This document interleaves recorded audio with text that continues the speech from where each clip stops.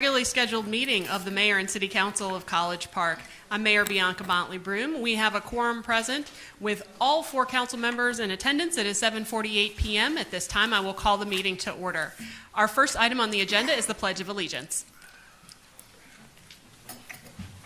I pledge allegiance to the flag of the United States of America and to the republic for which it stands, one nation, under God, indivisible, with liberty and justice for all. Our invocation will be handled by Pastor Stacy Alexander this evening. Good evening, Madam Mayor and Council. Let's all pray. Father God, we first want to thank you for tonight, for today, for the breath, the air in our bodies. We ask you, God, to be in the midst of all things concerning this, your great city, this, your beloved people. Lord, your word tells us where there is no guidance, a people fall, but in an abundance of counselors, there is safety.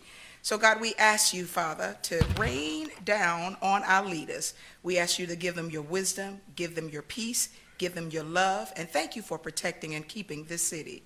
Lord, we pray for our neighbors up north. Lord, with reference to the water crisis, we ask you, Father, to meet their need.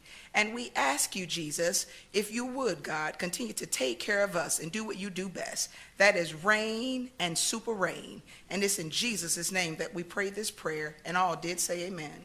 Amen. Amen. Item 2, additions, deletions, amendments, or changes to the agenda. Mr. Myers? Yes, Madam Mayor, I would like to remove 8C, Charles, 8 Charles, which is talks about the hazardous mitigation plan. We're going to do that next month, or next 2 weeks. You said 8C? 8C, as in Charlie. Any others? 8 Echo, I'd like to have removed 8 Echo, which is work and outage management, which is from the power department. We're going to do that next time. We had some changes in there that we needed to address, so it'd be better next time. Okay. Any others? That's it. All right. Any other additions, deletions, changes, or additions, deletions, changes, or amendments? Hearing none, is there a motion to remove 8C and 8E? So moved. Thank you, Councilman Clay. Is there a second? Second. Thank you, Councilman Allen. All those in favor? Aye. Thank you, gentlemen. I believe that was unanimous. Item 3A is approval of the regular session minutes from August 15th, 2022. We didn't have a workshop at that time, and I think, Ms. Moore, I had one spelling change for you, but any other changes on those? Yeah, we're good. I move to approve. Thank you, Councilman Clay. Is there a second? Second. Thank you, Councilman Carn. All those in favor? Aye. Thank you, gentlemen. That is unanimous as well. Item 4A is introduction of new employees by Dr. Dwight Baker, our Director of Human Resources and Risk Management. So we should come on down. Good evening, Mayor and Council. I'm here to present the new employees that were hired in the month of August 2022. All new employees, will you please come forward, state your name and your position? All new employees.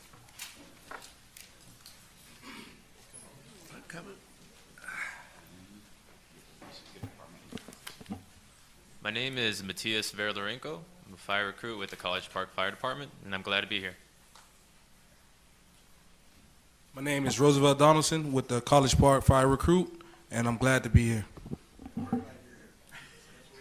My name is Marcel Murray, College Park Fire Recruit of the great city of College Park, also a native of College Park. My name is Kyler Pullen. I'm with the College Park Police Department, and I'm happy to be here. Hi, Tamara Moten. I'm a gymnastics coach for College Park Tumbleweeds. Hey, I'm Tyler McClendon. I'm a fire recruit with the College Park Fire Department, and very privileged to be here. I'm Anton Gentry. I'm here with the College Park Fire Department. I'm a recruit. I'm happy to be here. How you doing? I'm Charles Davis. I'm with Parks and Grounds, and I'm College Park Park Ranger. Good evening. I'm James Robinson, Water and Sewer Department. Good evening. My name is Officer Hall. and I'm glad to be here, and I thank you for allowing me to be the asset to your team.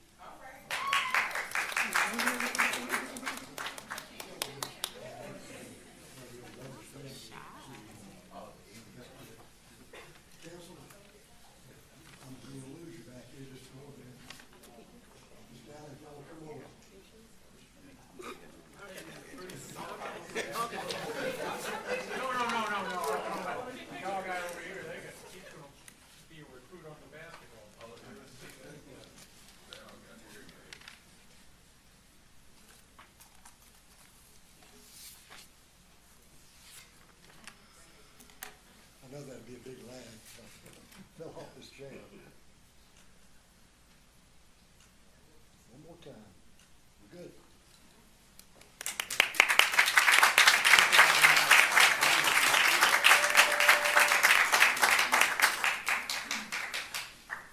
And Dr. Baker's up again with our Employee of the Month.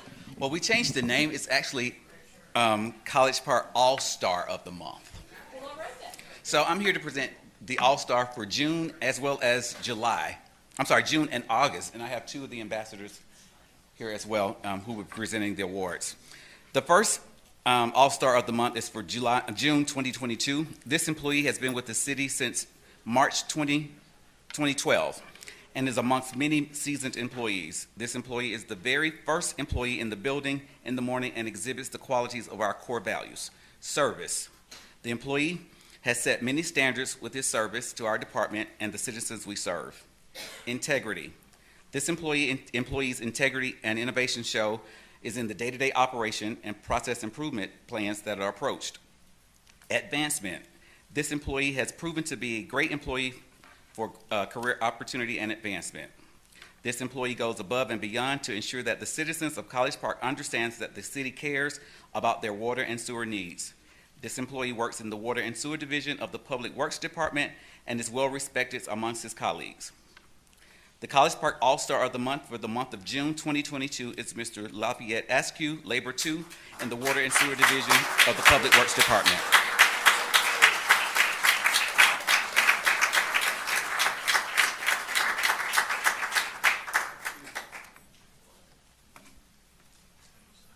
Thank you. They normally would have a banner, but they're not quite ready yet, so we'll present those to the employees later this week. Photo op. Where are the other team members? Yeah, I asked if they want to take a picture. They said no. Yay! Don't be shy. Madam Mayor, let's move this way just a little bit. You should get in too, Dr. Baker. Yeah, that's good.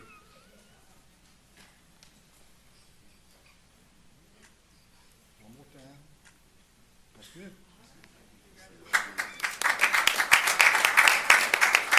All right.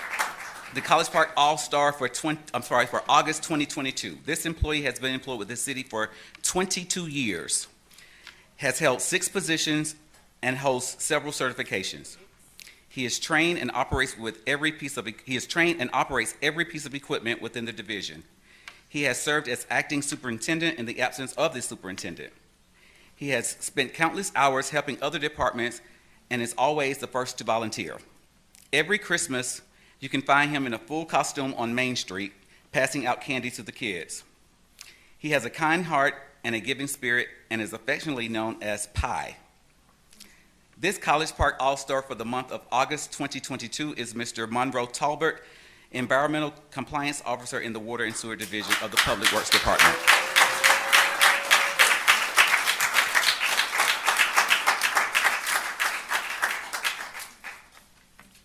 Water and sewer is represented.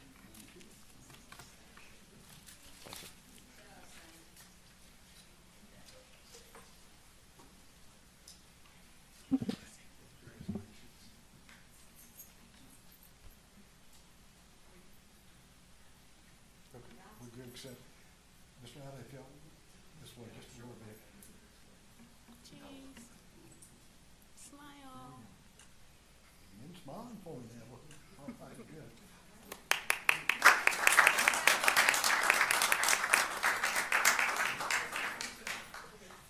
That's it.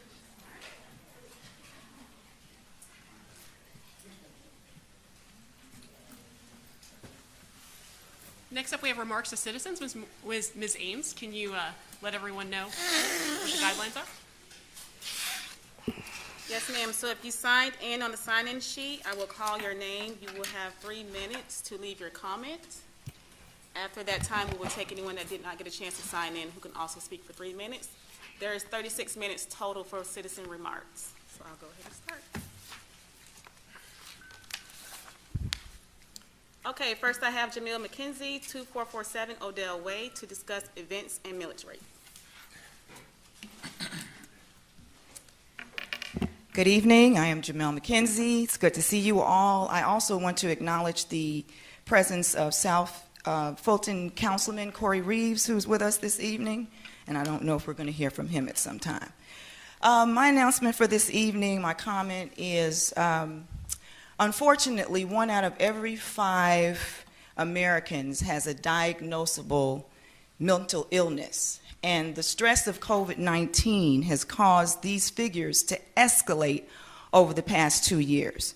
Mental illness is often something that is kept hidden for so many individuals, especially in the Black and brown communities, due to the stigma that often results associated with it. In an effort to bring greater awareness to our mental illness crisis, the Ignite Resource Center is hosting a benefit concert on Sunday, October 2nd at the College Park Auditorium, and we'll be featuring celebrity saxophonist Mr. Richard Shaw Jr. This is going to be pretty amazing because Mr. Shaw not only is October 2nd his birthday, but he is also a survivor. He has had bouts of mental illness, and he has recovered in his life. So he'll be performing at this amazing event, and we will be celebrating persons who are excelling and successfully navigating through their lives despite mental illness challenge, or mental health challenges, I should say. And we'll be encouraging and providing resources. We'll have different community organizations that will be out that day to be able to give information and help people that are looking for resources revolving around emotional and mental health.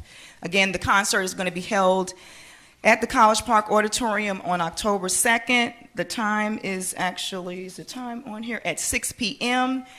Persons can register or they can reserve their tickets at www.adulaministriesincorporated.org/events, and I will probably post that. It's been posted on Facebook.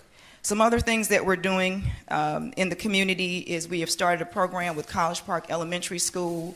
We're going to be reaching out to members of the community, this is Ignite, to get them to donate clothing, jackets, socks, underclothing for our students. As the weather gets cold, the school has that need, and so we'll be reaching out in the community.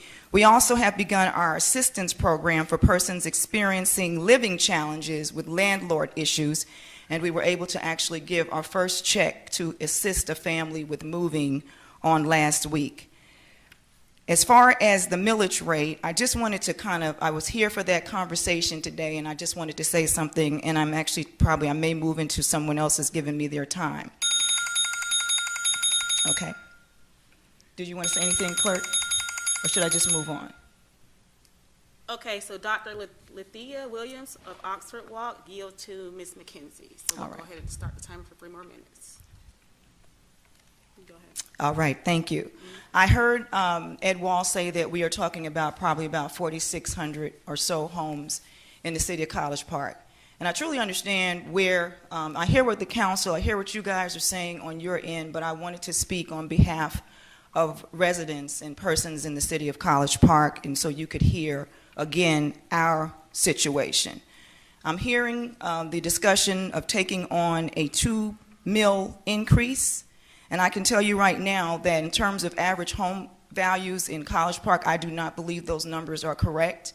I can say that in my subdivision alone, the average assessed value for homes starts at $500,000 and goes up. We also have a subdivision, Rockland Homes, is being built off of Herschel Road. Those homes are starting in the 400s. So if we're talking about $100,000 average home value, appraised value, or even an appraised or assessed value, of $200,000. So a $400,000 home would have about a $200,000 assessed value, which would bring about a $200 a year increase on top of what our citizens are already paying. And I just want to remind the council, I know you all are going to do what you feel is best on behalf of the city of College Park, because that's what you are here to do. But inflation is an issue. It's a serious issue right now. Everything costs more. Everything's higher. Our seniors and disabled persons do not know at this moment for sure whether that tax exemption is really going to come through. It still has to go to the legislature. I've been keeping up with what we're saying. So it's all a gamble at this time. And now on top of that, not having the knowing that we're definitely going to get that tax exemption, we are talking about seniors and the underserved within our community that are homeowners being possibly faced with having to continue to pay higher taxes, not because of the mill rate, but because of the fact that the home values are now valued at more. So your taxes are definitely going to go up this year, whether the mill rate goes up or not. Also, we have the economic injury disaster loan payments are coming back. So even business persons and persons that may have homes, they have to start paying these loans back. So again, I know that the city has to run. I think that we could look at maybe other ways. I wish we could look at other ways to generate income within the city. But I just feel like this is a bad time. This is a bad time to increase. And when we start looking at the citizens, we still want to have people that move into this city, but we want to keep the people that we have as well. So hopefully you will take that into consideration as you make decisions on the benefit of our people. Thank you very much. Thank you. Ms. Ames? Next is Ms. Jessie Phillips, Ward 4, to discuss taxes.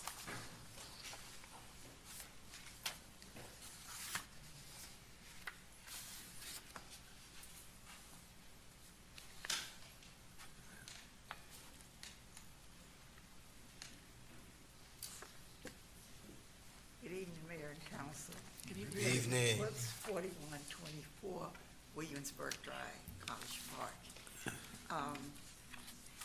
I sent a letter of invitation to you through Ms. Swan. I hope you have it now for the Gospel Fest on Saturday, September the 10th. We talked about this last year in Cultural Arts about having a Gospel Fest, and I was to chair it, but then I got sick. I had surgery, a lot of things happened. And they called me right after shortly after I had surgery. Said, we're gonna have a spring Gospel Fest. I'm like, I don't think so, not right now. So they called me later on, do you think we can have one in the fall? I said, yes, we can consider one in the fall. So we got together, the staff and I, and we think we've come up with a pretty good program. And I'm here again to invite each of you to our Gospel Fest on Saturday afternoon from 4 to 7, and hope to see each one of us. Stacy, where are you? Good evening, Mayor and Council, again, in great collaboration with this elder statesman, along with our arts and culture communities.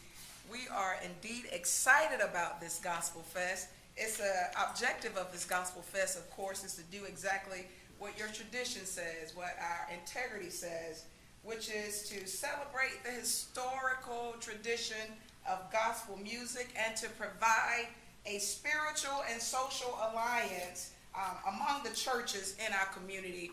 And what we want to do is do this on such a grand scale, a large scale, to make sure that our spiritual and religious community, that we are together and that there is no division. And we are excited about the program that we put together here with our leadership, with Michelle Johnson and Mother Phillips. It is going to be a bang program, and we are so excited, and we want everybody to come out, bring your neighbors. The city has afforded it to where it's a free program, and it's from 4 to 7, and you will hear things like, Amazing Grace, how sweet the sound that saved a wretch like me. I once was lost, but now we're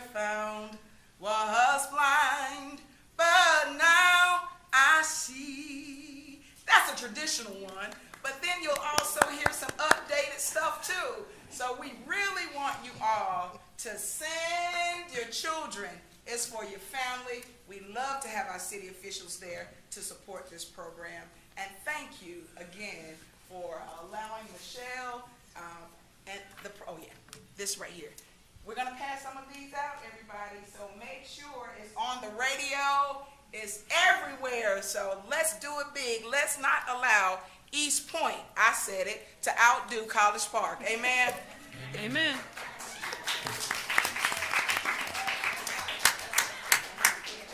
Ms. Ames? Next is Josh Wilson to discuss or to say thank you.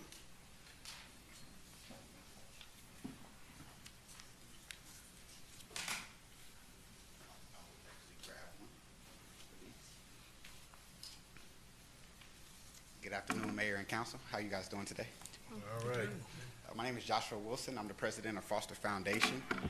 I wanted to come here to say thank you today. We had a very, very successful event for the first campaign, College Park, where we wanted to talk about inclusivity for foster care children and the general youth of College Park. We had about 60 youth in attendance throughout the day. We had about 40 foster care youth, and the rest were general youth from the community. We did have several councilmen come out, and the mayor did attend. I wanted to bring you guys your own certificate of membership because you guys are allies in the great state of the great city of College Park and the great state of Georgia, leading the fold and leading the new trail blazing of foster care youth in the state. It's a big initiative, so I'm glad that this city is standing in the forefront with me, connecting the dots. So these are your guys. I gave them all to you individually. I really hope you guys keep them, and as we go, we're going to have a bright future for the city of College Park. Thank you. Thank you. Ms. Ames? Next, I have 2 email comments.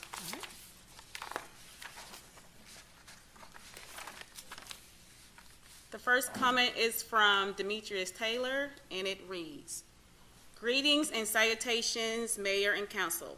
I'm Demetrius Taylor, former Vice Chair of BIDA and a 14-year resident of Embarco Club Apartments in Ward 2. I am concerned about how we are still missing the mark with communications. I never heard about College Park Day, and I was recently told this is an annual event. This past weekend on Jamestown 18 Acres, there was a massive community celebration going on, and had I not been driving through the neighborhood, I would not have known anything about it. What is going on with our communications department? It appears we can't seem to get the word out to the residents, which is what I thought was the focus of the department. Who is now the director of the department? I don't know who he or she is, and that is even a concern because as the director of the department, he or she have not put forth an effort to even announce themselves or let the residents know how to contact her if we want to know the happenstances of the city of College Park. Another question is, how many people are in the department now? Since the departure of Robin, I don't know her last name, Miss Mahershala Banks Howard, and Gerald Walker were the only people I constantly saw working towards getting communications out or posted on a LED board. Are we in need of communications professionals? Are those jobs posted on the website? Can we please get our act together and be progressive with our communications with the citizens? We can't support the city if we don't know we can't support the city if we don't know what to support. Thank you for your time and consideration, Demetrius Taylor."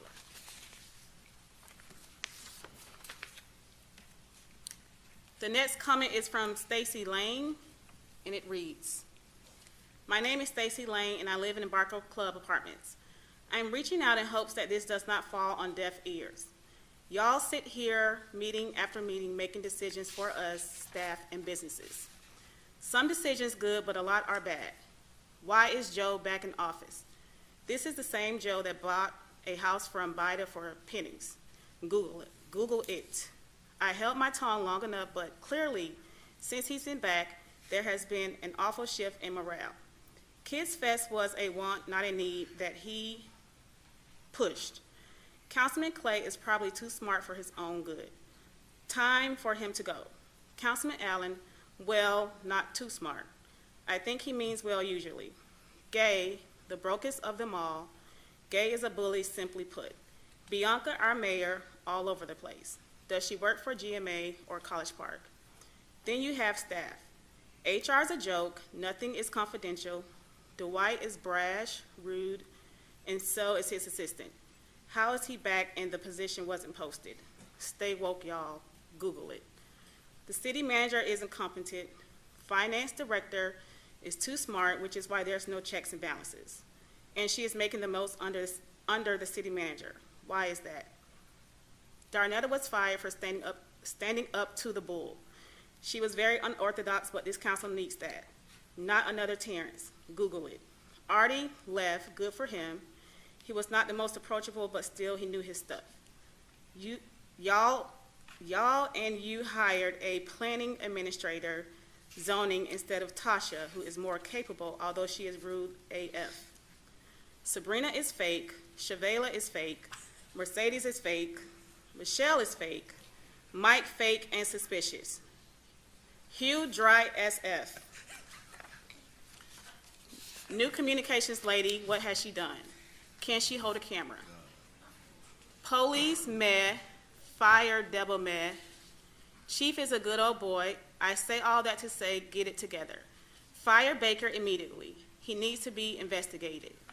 Gates said all department heads make 6 figures. That is not true, but it probably should be. Why is the highest paid making $145K and the lowest is $80K? Oh, and the residents. What double deal did you all strike with Rex Willis, Mike Hightower, and Jamil McKenzie? I'm especially tired of Rex and Janelle. All they want is city money, attaboys, photo ops, and kissing baby moments, and oh yeah, money. I won't be surprised if they run for mayor or council. Too much conflicts of interest, but no one ever checks them. Maybe because your city attorney is sleeping. We need the old residents to start speaking up. And time. So, does anyone wish to speak for 3 minutes that hasn't signed up? Come on down.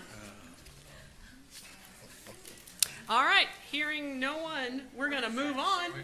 Oh, no, sir, you can come on down if you'd like to speak for 3 minutes.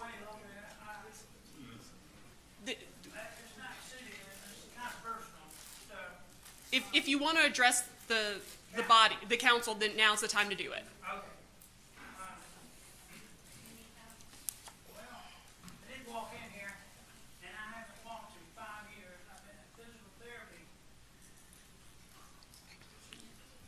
But before you start, if you would go ahead and just state your name and your address for the record. And somebody could get it. There we go. And Mayor, Honor, Your Honor. Didn't know it was going to be like this. Here we go. I've had a lot of health problems, and I'm sorry, sir. What's your name? I'm sorry, Tommy Dabowski. I live at 2090 Cambridge Avenue, and my wife and family, they live on Flowers Drive. And anyway, our family's been here over hundreds of years in College Park. I kid you not, my wife's grandmother just passed. 2005, she's 94, and her daddy lived here. And he lived up in his 80s. I mean, the family goes way back. My mom and grandmother lived here in College Park till my mom got a job in the Hapeville, and we moved over there. I grew up over there. I was a fireman over there. I was a police officer one time.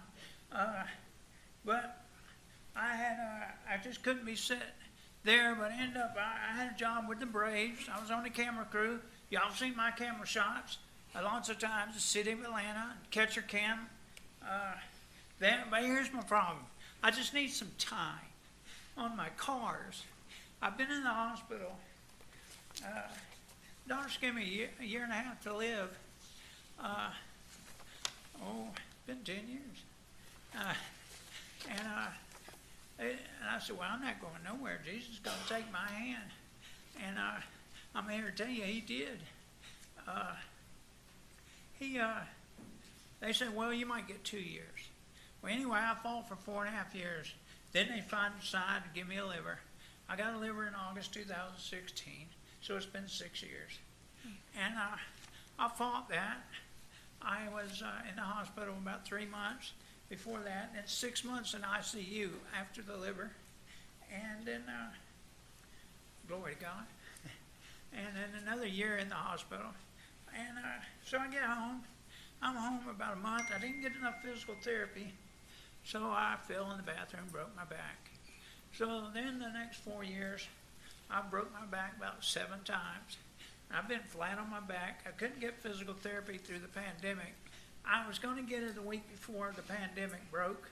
I had scheduled, my doctors had scheduled me for a 3-month period. And 3/17/2020, and of course 3 days before that they called and said cancel your physical therapy. So I laid on my back forever, and then I got stir crazy in the bed and would get up on crutches, and I broke my back again and again. Every time I wanted to get up, I was doing it wrong. The crutches I was using to hold me up, I couldn't hold myself up.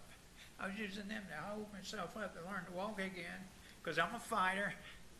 And anyway, code enforcement, they're doing their job. Let me tell you, they got every right to tell me about my cars. Now, last year before I was here in October, November, they gave me those weekends, because I had a friend of mine coming over, but he was very slow. But anyway, that's my bill. That is your time. Yeah. But I think if Mr. Myers, our interim city manager, could have a conversation with you, we might be able to, because it sounds like there's a code enforcement issue. So. I got a nephew come to work on my cars, and on the weekends, every other weekend, he can come help me.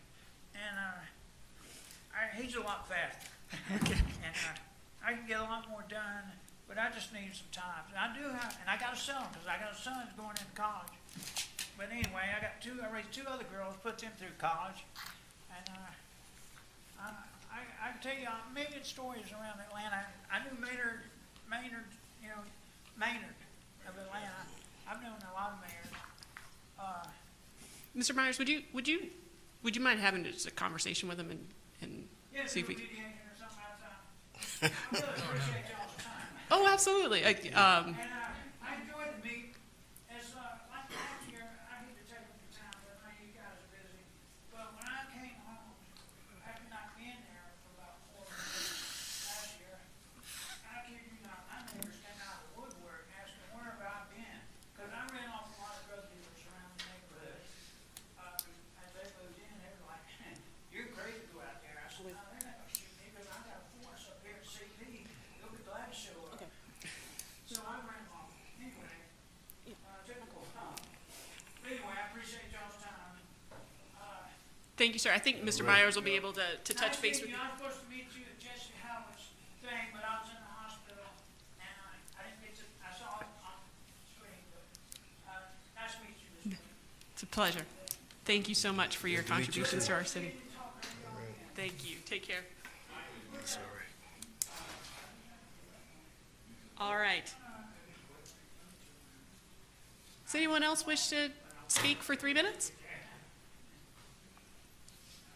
Seeing no others. We have item 6A, which is consideration of an action on a request from City Planning Director Angela Rambeau to appoint a new member to the Planning Commission for Ward 4. I believe that is Ms. Whitney Flemister. Is there a motion? Motion. Thank you, Councilman Gay. Is there a second? Second. Thank you, Councilman Allen. All those in favor? Aye. Any opposed? Any abstentions?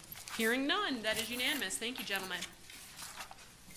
We have a consideration of an action on a request from City Planning Director Angela Rambeau to set a public hearing to consider the approval of the Northwest Clayton LCI. And this is just, well, that you're not Angela, you're Adam. But hello, sir. How are you? And this is just to set the public hearing, correct? Yes, that is correct. All right. So, is there a motion to do so? So moved. Thank you, Councilman Clay. Is there a second? Second. Thank you, Councilman Carn. All those in favor? Aye. All right. That is unanimous. Thank you. Item 8A is consideration of an action on a request from Woodward Academy to host an alumni event. So move. Thank you, Councilman Allen. Is there a second? Second. Thank you, Councilman Clay. All those in favor? Aye. That is unanimous as well. Item 8B is discussion of the proposed millage rate and approval of the recommended rate for advertisement for fiscal year 2022-2023.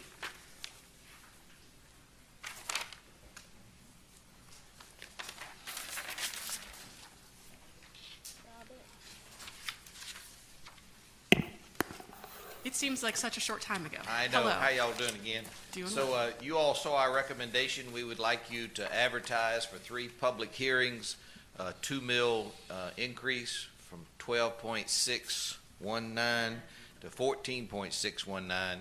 We advertised that in the newspaper. We took 5 years of your tax digest. You are allowed to on the third meeting, approve that number or anything less, but nothing greater. I'm going to move Questions? to approve that. Okay, all right, all right, there's a motion on the floor by Councilman Clay. Is there a second? I second. Thank you, Councilman Allen. Any questions? We ask all our questions. I'm afraid that is And may I say, you all are not approving it tonight. You're just authorizing us to advertise the Advertising. 3 public hearings. Advertisement, right. Okay, I'm looking at this,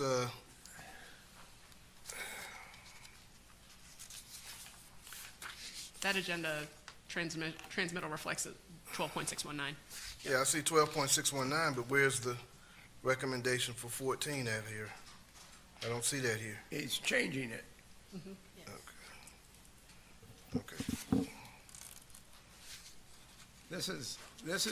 That is your proposal, right? To change what is on the regular session agenda Yes, sir. based on the discussion that we had at the work session this evening. Yes. And that is to go with a 2 mil increase above what we have had for the last, God knows, since 2012, is it what? Correct. It's 2012, and you all are authorizing us to do the advertising and to schedule the 3 public hearings, and you may come back on the third hearing and do nothing, do 1 mil, but you can't go above 2. I've got a little discussion on this. A couple of things I thought about, and I understand we had the workshop earlier, but one of the things I considered in terms of, rates, increases, decreases, whatever we're doing,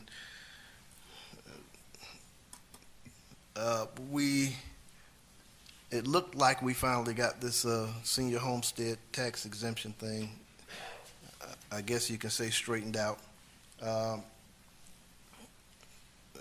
The second time we ran it up the flagpole, it was approved up here. I think it left out a lot of people that would have benefited from it, but obviously, the votes are the votes. I supported both of the senior tax exemptions, but something had occurred to me, when we approved that. And what had occurred to me was, we gave a great benefit to a significant portion of the population of this city. At the same time, there's a significant portion and population of the city that did not get any type of benefit. And by that I mean, obviously, everyone in the city of College Park does not own a home. As some of you all know, College Park is by far mostly rental, around 75%. So we approved something that 25% approximately of our population may be eligible if they meet the age requirements as well as the income requirements. And all of that is depending on if it gets through the state legislature and if the governor signs it. And if it's approved on the referendum, hopefully sometime in '23.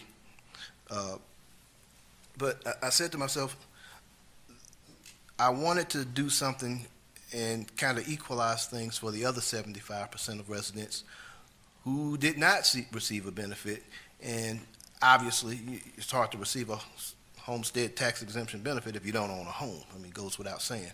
But I said to myself, I wanted us to look at, along with this, if we're going to do this, and my thinking was some type of a discounted situation in terms of utility bills.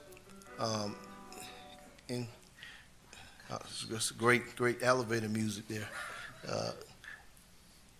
My thought was, if this is gonna happen, I would like to see some type of a effort and some type of a look at a discounted rate of some percentage for utility customers that meet the same thresholds as what we provided within the senior homestead tax exemption.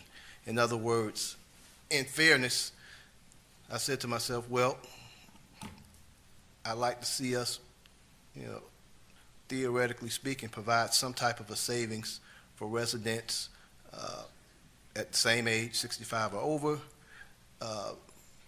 that meet the same income requirements. And I understand that was based on Social Security income, whatever have you, for their utilities with the city of College Park, and specifically the electric rates. Now, I understand that there is a senior discount on the utility rates, and it is the $10 base charge that this city charges everyone. But I wanted to see something additional to that. I asked about the number of folks that utilized that discount. It was somewhere around 1,300 people. And I would like to see a modest 5% discount for residents meeting the same age requirements that we looked at for the homestead tax exemption and the same income requirements. And I think in fairness, that's giving something to everyone, whether you own a home or not. We're a city not just of homeowners. We're a city mostly of renters. And I think in fairness, that would be something to look at. We need to raise funds. I don't think we have enough funds to cover the budgetary needs of this city. I've said that all during the budget hearing process. And I understand it was not a great situation where we couldn't get the full picture of what we actually did need from department heads because of circumstances beyond the department head's control. But we're here, we are where we are. And that's something I'd like to see, in my opinion, before I would take a look at moving forward with something like this. I'd like us to put forth an effort to additionally take a look at a discount, again, for seniors that meet those requirements in terms of our electric bills. So that would be, for me, something where I could give a little more serious consideration to going forward with this, if we're going to go forward with it at all. But that's just from my opinion. No one likes increases, obviously, but at the end of the day, we've got to manage the city's money as best as we know how. I understand the data is the data from the county. We got to go with what we have, but that's what I like to see in addition to this, if I'm going to support this. So that's my comment. That's what I would like. I guess there's a friendly amendment that we're going to take a look at an additional discount for utility customers meeting those classifications. And Councilman Carter. Mr. Denmark? Madam Mayor, what I would say is that with utility rates, there are certain rules that govern us in terms of how we set utility rates, and obviously we have to treat like customers alike. And so whatever we do, we would have, and I'm not sitting here saying that it's impossible to create something that would provide the relief that you're suggesting, Councilman, but I'm just saying that it is a very complicated thing in terms of how we deal with utility rates, and it would have to require some really careful study and to kind of structure it in a way that's consistent with the law. Absolutely. Ms. Floyd Bradley? We would like to run numbers on those as well, as far as working with Winston's office to determine what we can and can't do, and then run some numbers as well to see, just quantify what Councilman Carnes is requesting. So I have a suggestion in that regard. I don't see how these two things tie together, but given we want to do something for people who are utility customers, we already have a senior rate for seniors on their utility bill. Correct. So we have identified the class of people or the group of people. There's a group of people that have signed up for the reduction, and there's nothing to say that it has to be $10. It could be a percentage of the bill. It could be something else. That's not something that needs to be approved, I don't believe, Winston, by the legislature or by anybody. We already have a senior utility rate. We should be able, I'm guessing, and I'm playing lawyer, and I'm not a lawyer, we should be able to say, well, that rate might be $20 instead of $10.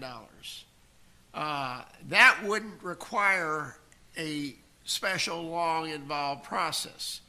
To do what Councilman Kern is suggesting, where we would give it the same income requirements that we're requiring on the exemption that the legislature is going to have to work on, that's a whole different ballgame. And I would think from a legal standpoint, it would make it much simpler. You've already identified the class of people you're applying it to. All you're doing is making a decision on how much benefit you're going to give them. Am I correct on that? Yes, sir. I mean, you are, but again, what I would say is that, you know, we have a process, and Mr. Richardson could probably speak to this better than I do, on how we set utility rates and the rules that govern that and how we treat different classes of customer. And so, yes, you are correct that we have identified, and I don't know how our current senior our senior rate discount came to be the case, but when I would look at it very closely and try to determine whether we're treating like customers alike, because we cannot discriminate among classes of customers, and that's very important. But, well, Councilman, if it is simpler to just do it across the board at the base rate, or if we increase the base rate across the board without the income requirement, and that's cleaner, so be it. But obviously, we did that, and we waived the base rate for seniors at some point, and I know that did not require state intervention or anything to that level at all. We decided to do it. We own our nonprofit power company, and I know we could do that.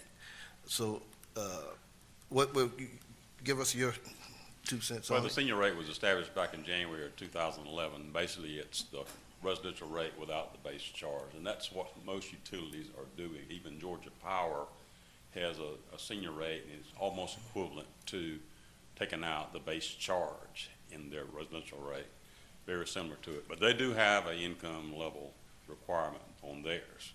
We could establish as many options you can come up with. We can keep the current rate we got, come up with a senior 2 rate, which includes the income level, and go a step further with it.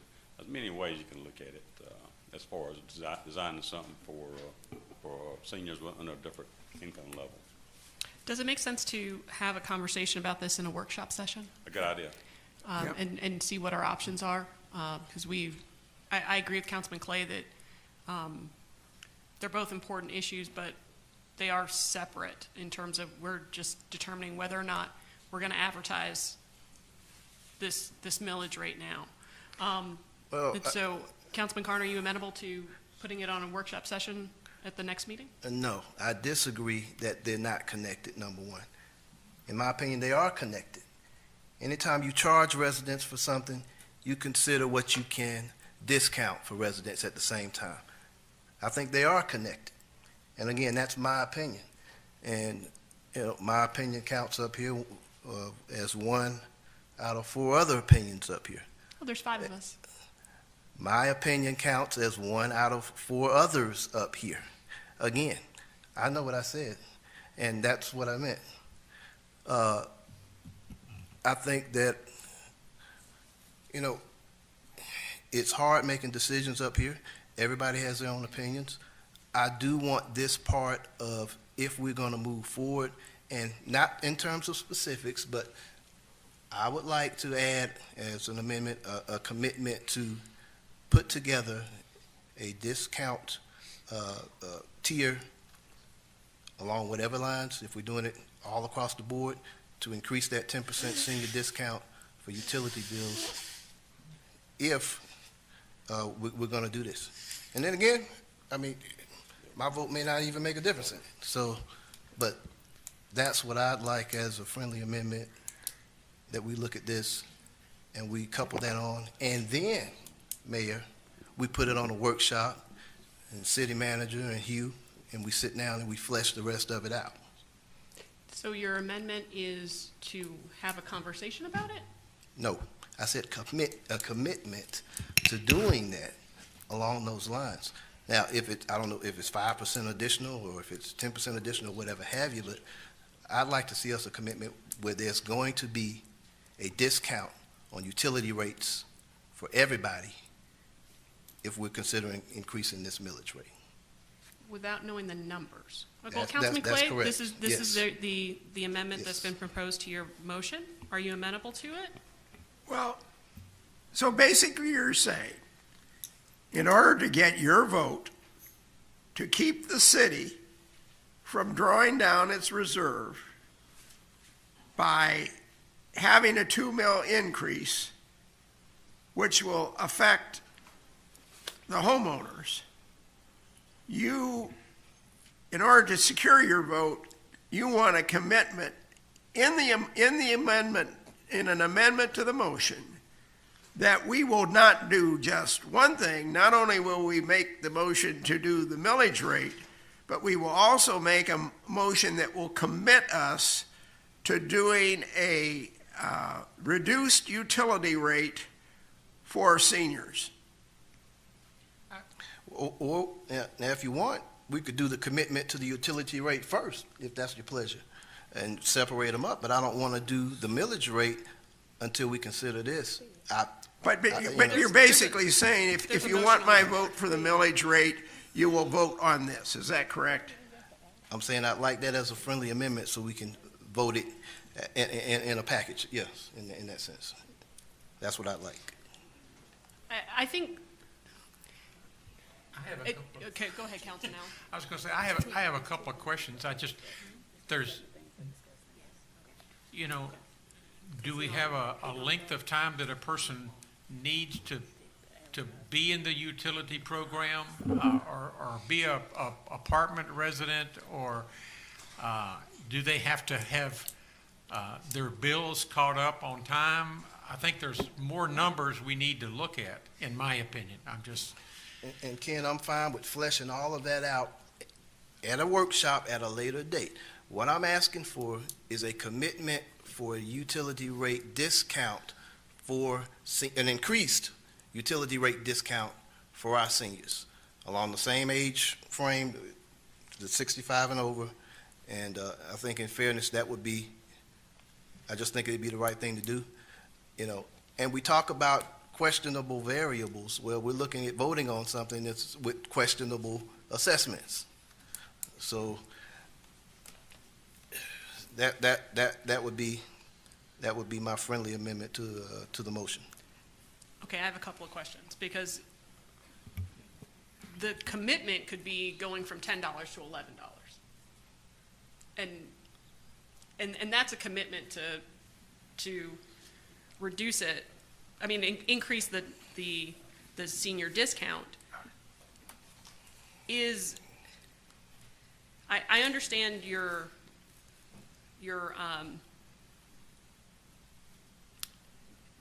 view that if we go up on something, we should go down on something if we can find value in it. I mean, if we can, not find value, but if we can find a way to do that. I haven't heard opposition to that concept from the body. And so regardless of whether or not that $10 goes to 11, 25, or some percentage, we still need to handle the millage rate. And so is it not enough to say that this body is focused on doing that and we have a conversation at the next workshop session and we just handle the advertisement of the millage rate, which is the issue at hand. I get what you're saying, and I understand you think that's a separate issue. I don't think it is, and I would like this amendment. In terms of numbers, what I have found is this. Okay, right now, according to customer service, we have 1,350 seniors signed up for the senior discount. This is a the $10 base charge discount. 1,350 people. At $10 each, that is $162,000 per year. That's that's the discount we're giving right now. Now, if we added I don't know if we add a percentage to that, or, I mean, the base charge is what the base charge is. Now, Hugh, let me ask you this. I mean, East Point's base charge, I remember when it went up to like $50 or something crazy. And, you know, the East Point residents were not happy about that. And so folks understand when we're talking about base charge, this may not be for y'all, but for the public, that means, and correct me if I'm wrong, Hugh, whether you're using the electricity or not, if you don't turn on one light or plug in one refrigerator, you're going to pay $10. That's right. Okay, so that we're clear on that. And you know, whether we do it at a percentage in addition to that, if it's a 5% discount on the amount of your bill, I would be fine with that.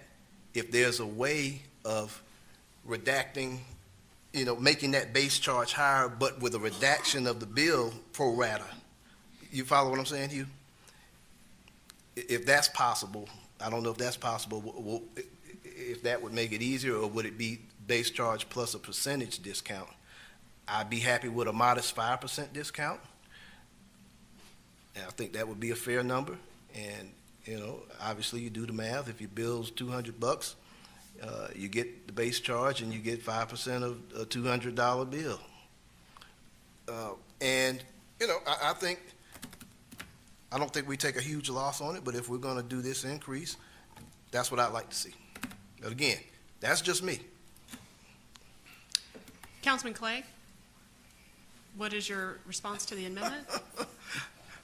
Well, I think we're mixing There is a apples motion. and I'm asking him if he's potatoes. willing to take it as a friendly amendment.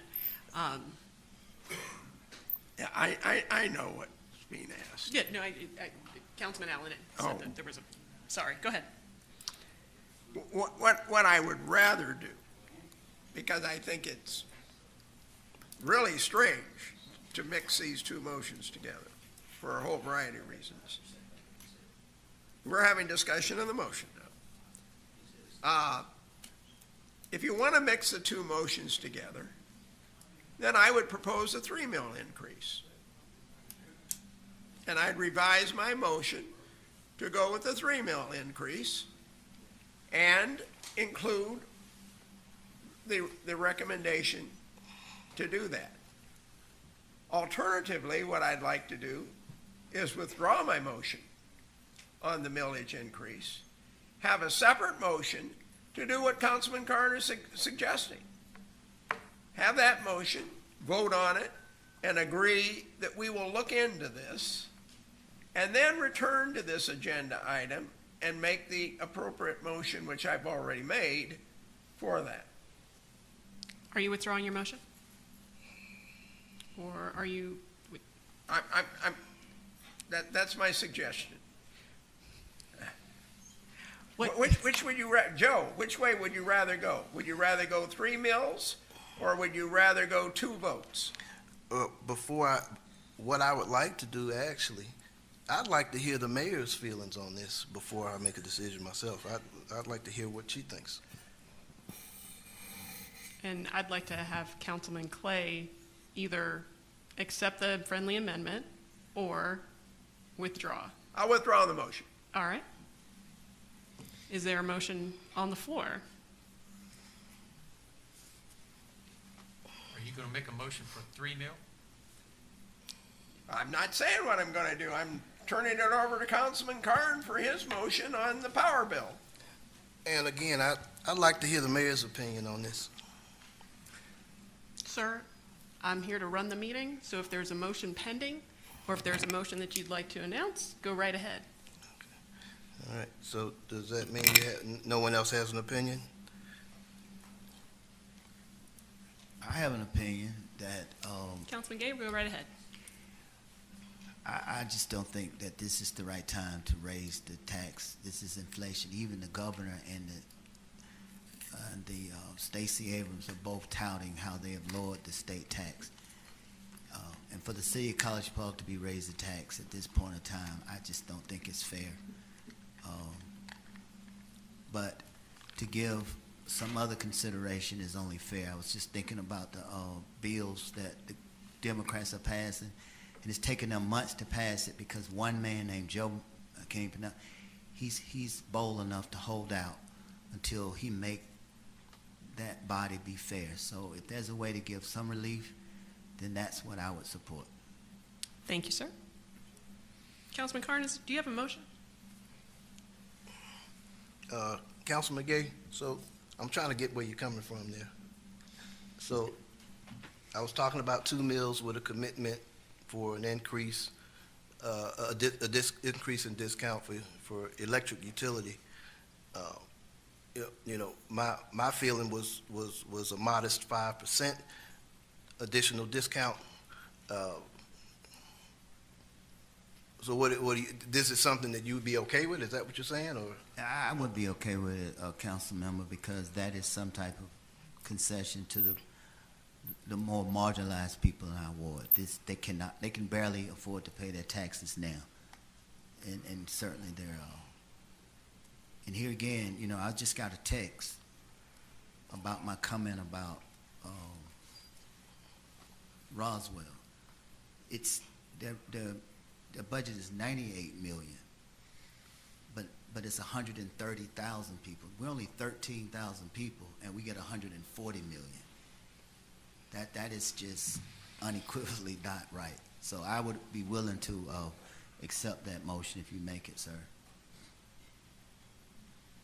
I'd like to make a motion that we go with the 2 mil increase and take a look at what we can possibly do. I can't say that we can do it, but I think we take a look at the possibilities and the numbers that would support what Councilman Carnes is talking about with the utility, you know, discount. There's a motion. Is there a second? Second. Thank you, Councilman Clay. All those in favor? The discussion. Is this motion Ken's motion? Yes. Is this, Roderick didn't make a motion, he made a suggestion. Councilman Allen made a motion. All right, this is Ken's motion, 2 mills and a discussion about other discounts, is that basically? Yes. Take a look at numbers and take a look at where we are. Discussion? That's exactly what you two was just debating. He could not give us anything definitive. To take a look actually means nothing. We need a concrete direction from this body. What we're doing is just setting the meetings for 3 meetings on the millage rate. We're not deciding on the millage rate. All we're doing is setting the meetings. Any further discussion? Hearing none, move to a vote. All those in favor? Aye. All those opposed? Opposed. Opposed. And I'm in favor. That's what we needed. I'm sorry. Can I get a repeat of that motion for my record? The motion was that we set the meetings for the 2 mil tax increase and that we look at the proposal. Don't make a commitment one way or the other, but we look at the proposal that Council Carnes has mentioned with the possibility of 5% increase for seniors that fall within the same income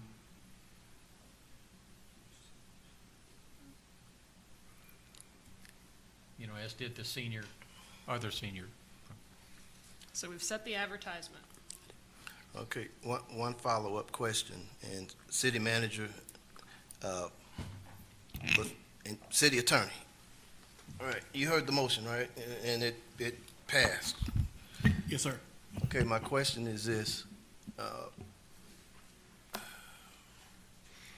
once, obviously, we start the ball rolling on the millage rate process.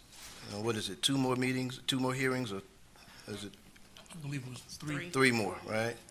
Okay, so my question is this, I guess, if we move the ball along at the subsequent 3 meetings, any decision that we make to move further into the public hearings and the process or whatever down to a final vote, would it stand to reason to make sure that caveat is included in the procedure as we proceed down the road here? Does that make sense? Are you following what I'm asking you? Yeah, I understand what you're saying, but I thought there was a commitment to put it on a work session, the issue as it relates to consideration of options to grant a utility credit equivalent to, for seniors, equivalent to the senior tax exemption. Well, let's say at the next set date hearing for millage rate, let's say it wasn't on a workshop by some chance. The second vote, does it need to include that caveat, that amendment? The second vote? Well, again, we're gonna have to vote this a couple of times to move it along. We have public hearings. That's my question. We don't vote it. We only, the council only votes on the millage rate once, but there's 3 public hearings. Okay, so we voted to have the public hearing today. We're gonna vote on it again in a final vote. And we're gonna have 2 public hearings in between that. Is that right? 3. We're going to have 3 public hearings. 3 public hearings between that. Yes. Okay. I mean, if I may make a suggestion, sir, I would, separate and apart from the motion that Councilman Allen made that the council approved, is to make a motion or just direct the city manager to place the item that you've raised, which the council's agreed to consider, on the very next work session agenda. Okay.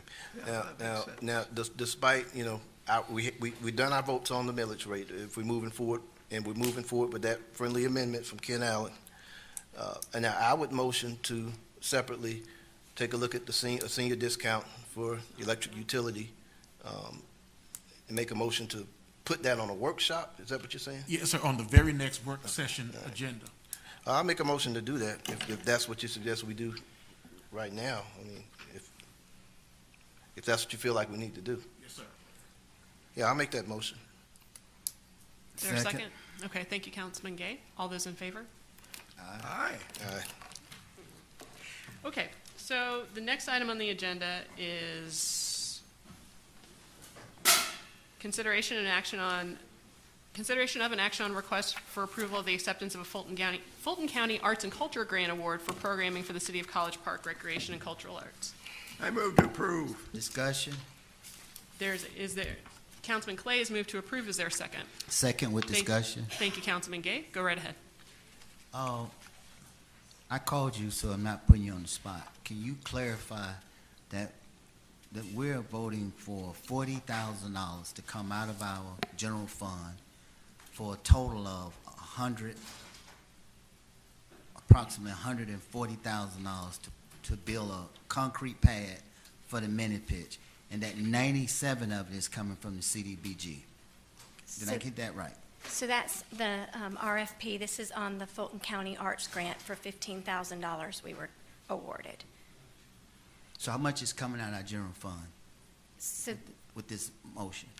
okay, this motion is just $15,000 grant that we were awarded for Fulton County Arts. It's not on the Oh, this RFP. is not, I'm so not even sorry. looking at my agenda. Yeah. This is This not the has pad? nothing to do with, So I'm sorry. That's okay. That's okay. So this is about the arts grant. We were I'm awarded sorry. $6,500 last year. They doubled it this year for $15,000 to assist with our culture arts programming. So I'm sorry, I wasn't even paying attention. It's Any other second. questions? it's the next one. Now, you're not gonna use this money for a concrete pad, are you? No, Just this making has sure. to be, these are for our festivals, just kidding with you. Jazz on the Lawn and Black History, a lot of our programming that we're doing for free community programming. All those in favor? aye. That is Come back to unanimous. you, Thank Councilman you. Gay. And we'll be right back in a minute. Is that the next one? Item 8F is consideration of an action on request for approval to purchase 21 Dell rugged laptop computers and adapters for the new new vehicles for police patrol. Motion to approve. Thank you, Second. Councilman Gay. Is there a second? Second. Thank you, Councilman Discussion. Clay. Go right ahead, Councilman Carn. Hi, Chief, how are you? Better, sir. Mayor and council, hello. Okay, so we're getting the computers for the cars. Yes, sir. So, how close are we to getting the cars? Well, I'm being told that we are closer, and hopefully it's dependent upon how soon they can get it to us. We are waiting, so they are not waiting on us. Althea, Mr. Moody have done everything on our end. We are just waiting for the cars to come in. And we're expecting them around like October, hopefully. Okay. Unless they have a delay. All right. And delivery date on the computers, do we have a date on that? No, sir, it will be dependent upon if you guys vote on it. All right. All those in favor? Aye. That is unanimous. Item 9A is consideration of an action on a request to authorize members of the Planning Commission to attend the Georgia Planning Association 2022 Fall Conference. Is there a motion? Motion. So moved. Thank you, Councilman Gay. Is there a second? Second. Thank you, Councilman Clay. All those in favor? Aye. Thank you, gentlemen. That is unanimous. Item 10A is consideration of an action on a request for bid approval of a concrete pad needed for U.S. Soccer Foundation grant of $100,000 at Zup Park to build a new mini-pitch soccer system. Is there a motion? Motion with discussion. All right. Thank you, Councilman Gay. Is there a second? Thank you, Councilman Allen. Go right ahead, Councilman Gay. Well, first of all, it cannot go over 1 penny. Hey, I think I've heard that somewhere before. 1 penny. But my question is seriously, can you just explain to the body that of this amount, 45,000 is out the general fund? 40,000 was budgeted in the general fund. Okay. So we have a $90,000 grant from CDBG, and so we're requesting to use the 130 to build the concrete pad for the RFP, which is for approval. I think it was $91,727.50 for the concrete pad, and pending any other things, lights, sidewalks, anything else that we may need in that area adds up. I think that would look great over there. I got a question. Well, hold on one second. Councilman Gay, are you finished? Yes, I was just saying, I think it'll look great over there at that park. Councilman Carter? I think it looked great too, and Ken, I mean, that's your part, and I know you know what you need over there and like to see over there. But Michelle, I guess this is a question for city manager. Jackson, I just find it hard to believe that we can't pour a square concrete pad. I mean, we pour sidewalks. We can't pour that.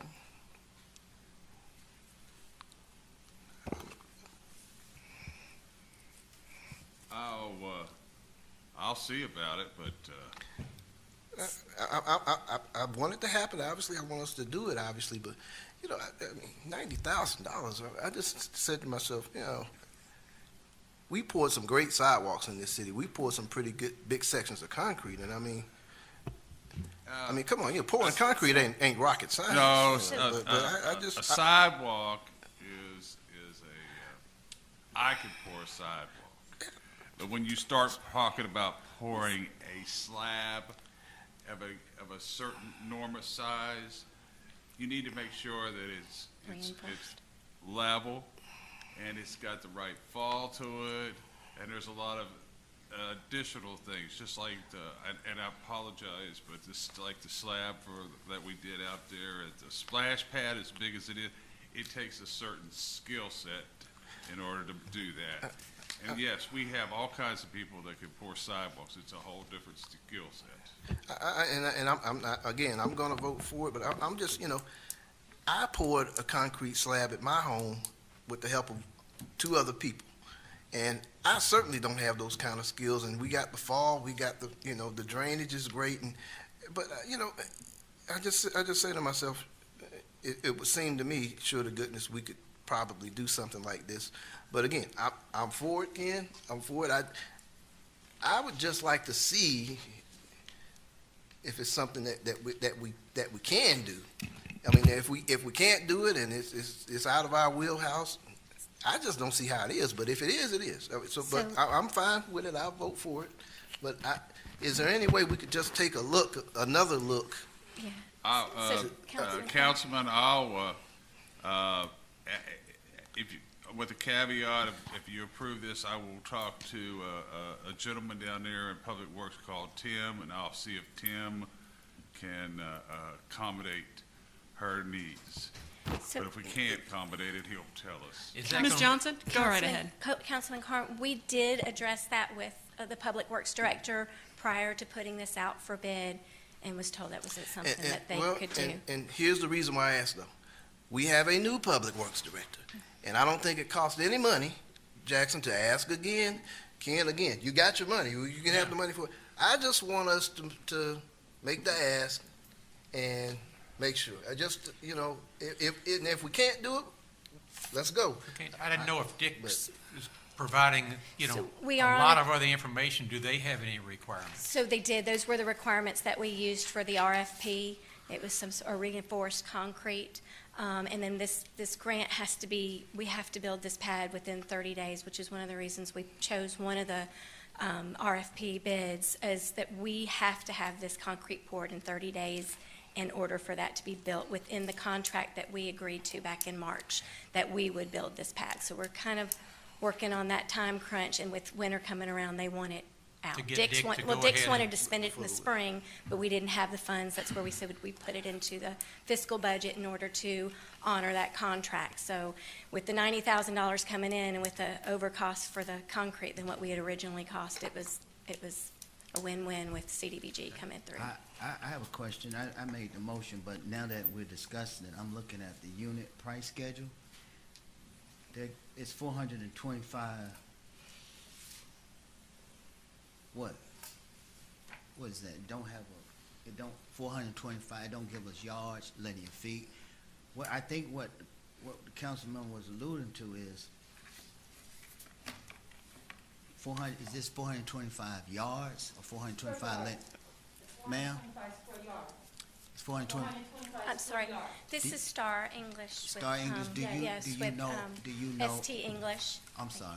I'm the owner of ST English Construction, and we did this bid and responded to her for the RFP. So I just have one question. Do you know how many yards this is? 425 square yards.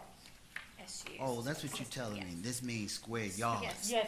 The SY Okay. square yards. That's all I was asking. And one last question. The GAB. You This didn't is put heavy a, duty, so I think the GAB is mixed in with, what's just in the future? What's confusing? Just in the future. You got our specifications, but you don't itemize it. So your prices aren't itemized. So to the layperson, they don't know what's going on.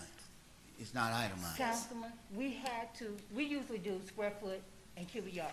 Based off the RFP square yardage and units, I had to convert my numbers to match what Mr. Moody wanted.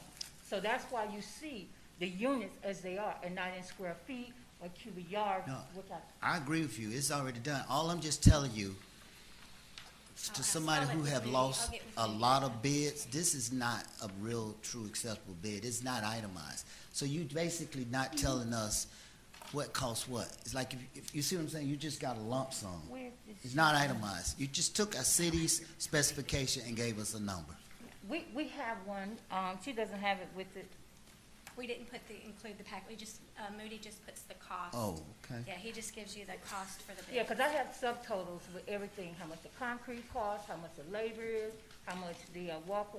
So it is broken down. It just, I confirmed to the RFP. I didn't want to be non-compliant. I think we got a motion. Yep. There is a pending motion, and the second, any other questions? Oh, last thing I say, Ken, again, you got my vote. I'm not attempting to derail anything, but even with a 30-day window, for most cities, that is an easy pour. I'm just gonna say it, and that is a fact. I don't see how on earth we wouldn't be able to do something like that. But you got my vote. I just think we gotta, well, that's a whole nother discussion. All those in favor? I'm done. If I'm done. we've got a vote, let's go move to a vote. All those in favor? Aye. Aye. All right, that is unanimous. I would like Thank to you. give direction. I could do it in my councilmen. Going forward, our bid should be itemized. It is not fair to the taxpayers for us not to know what we're paying for. Because we don't do it when we spending our money at our house. We want to know what we spend our money. I don't want to just vote in the future again on $145,000 without any data. And what I heard from Ms. Johnson was that that information was included, it just wasn't included in our packet. So Well, moving I'm- forward, I'm not moving telepathic. forward, can we get that in the packet? I'm not telepathic. Okay. I want my data. So Councilman, you're asking for it in the packet next time, correct? And that goes to what I said earlier about the procurement process. Multiply this by the millions of dollars that we spend and don't account for. This is a perfect textbook example. So next time, we just get it in the packet because we have the information, correct? Yes, I'll All take right. care of it. I wrote it down and made a note. I'll talk to, Fantastic. Thank you very much. Item 10B is consideration of an action on a request for approval of a service agreement between the City of College Park and Motorola Solutions for maintenance, support, or other services. Move to approve. Thank you, Councilman Clay. Is there a second? Second. Thank you, Councilman Carn. Any discussion? All those in favor? Aye. That is unanimous. Thank you, gentlemen. Item 10C is a consideration and action on a request to extend the chemical injection contract for 1 year between the City of College Park and Burnett Lime Company for $192,000. This is a budgeted item. Move to approve. Thank you, Councilman Clay. Is there a second? A second. Thank you, Councilman Allen. All those in favor? Aye. That is unanimous as well. Item 10D is consideration of an action on to approve a bid from Gresco for the purchase and installation of LED fixtures, poles, and other material for the baseball field at Brandon Park in the amount of $183,988. Is there a motion? Motion? Thank you, Councilman. Second with discussion. Thank you, Councilman Gay. Is there a second? Second with discussion. Okay. Thank you, Councilman Carn on the second. Go right ahead. Okay, this is Brandon, right? That's right. Okay, so we're redoing that whole park, right? Yes, That's that's, the one. I think it's been pretty much. Yeah. By Hawthorne. Right, the Hawthorne station, yeah, right. Okay, are these the same decorative poles that the other parks have, or are these? It will be exactly the same lights we have at Badgett football field and Bill Evans baseball field. All right. Okay. Are they paying for it? They reimburse? They are. They're going to pay us in advance before we order. We've already invoiced them weeks ago, so they need to hurry up. All right. All right. All those in favor? Aye. That's unanimous. Thank you. Item 10E is consideration of an action on a request for approval to renew the citizen response software with QSEN Technologies.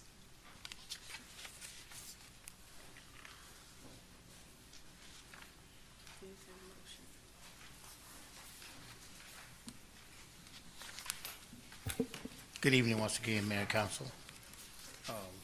Any questions? Yeah, I had some concerns.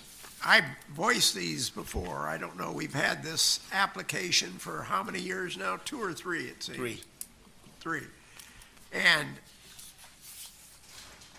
if you want to use it a lot, every time you want to use it, you have to log in.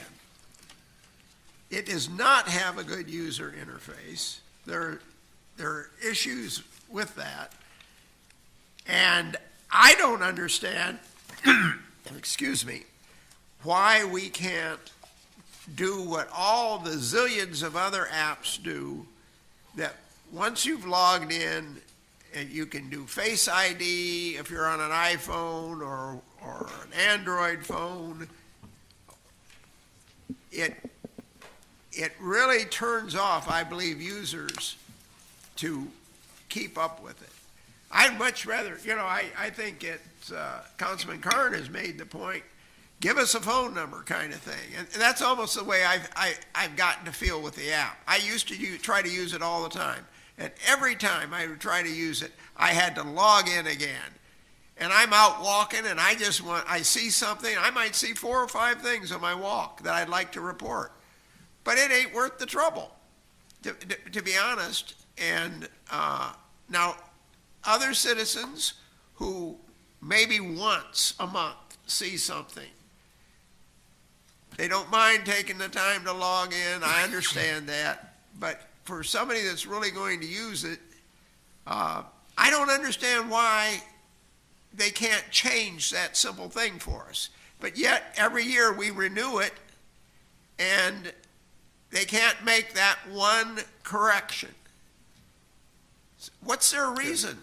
Well, I think the last year, we've actually honed in on you having to log in every time. The first couple of years, we really didn't see that that was happening, but I brought all of this to their attention, and they gave me a list of new features that they're going to add, and they understand that logging in every time is really a pain point, and they promised to fix that. They're going to redo the whole app.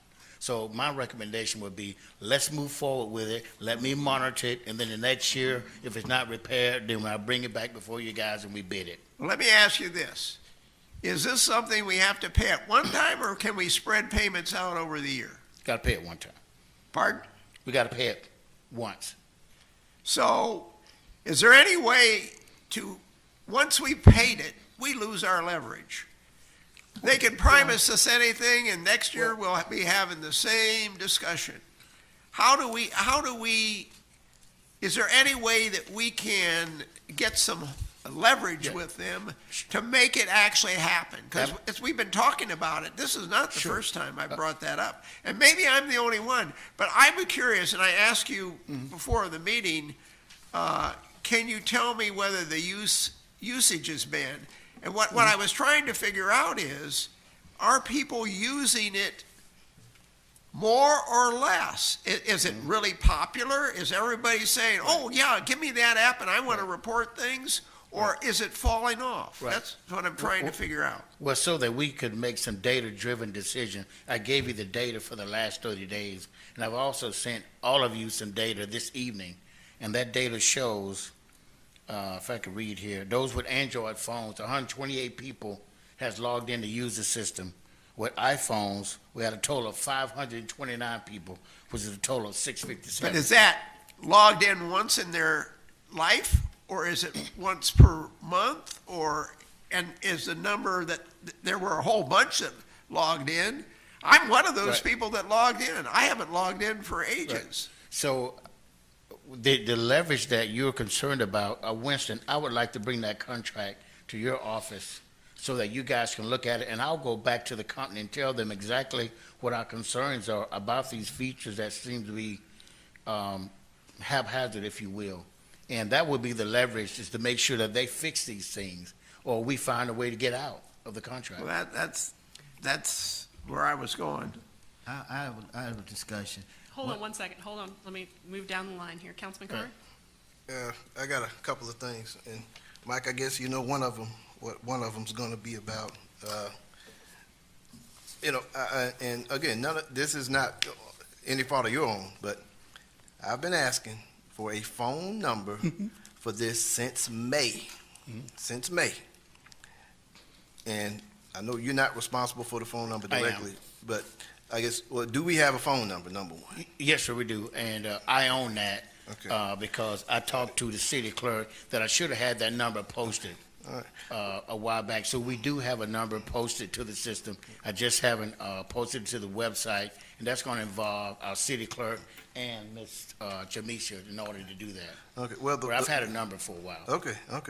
Well, the first time and the second time I asked for a number, I think Tasha gave the presentation, and I asked for a number twice, in two different things.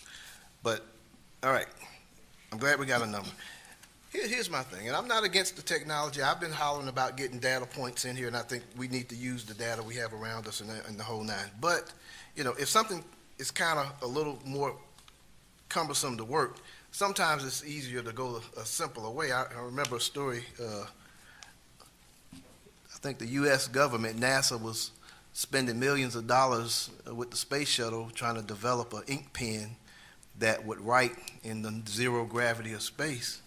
And the Russians came up with an idea. They just brought a pencil with them. And I say this to mean this. Some things, we all got cell phones.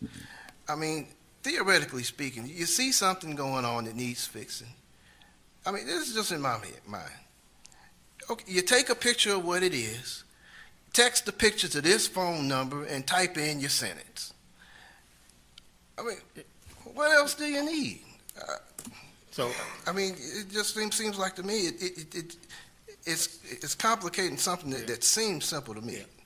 But I don't know. Could I respond, Madam Mayor? Yes, sir. Okay, so, we are certainly moving in the right direction by having the say something software. Counties and cities, they have that. We have some issues with it launching. We're gonna fix that. Again, we're gonna bring the contract by Winston's office, and we're gonna use our leverage in order for them to fix that. We got a phone number tied to it now. We're moving in the right direction. I hear you loud and clear about some things that need to be fixed, but we need the software. Folks, we can't go backwards and use pencil and paper and have people calling the city clerk's person that answers the phone 1,000 times. We got to have a combination of things. And so, again, I hear you. We're going to have it fixed, and I'm on top of it. Okay, a combination's good, but at least with the phone number, can you dial that number? Can you send a picture, text a picture to that phone number? Is that possible? No, sir, no. Okay, why not? Because the phone number is designed for you to call the operator, and the operator is going to facilitate that information to the department. Okay. We have the application for that. All right, okay, all right. Well, let's... Councilman Allen?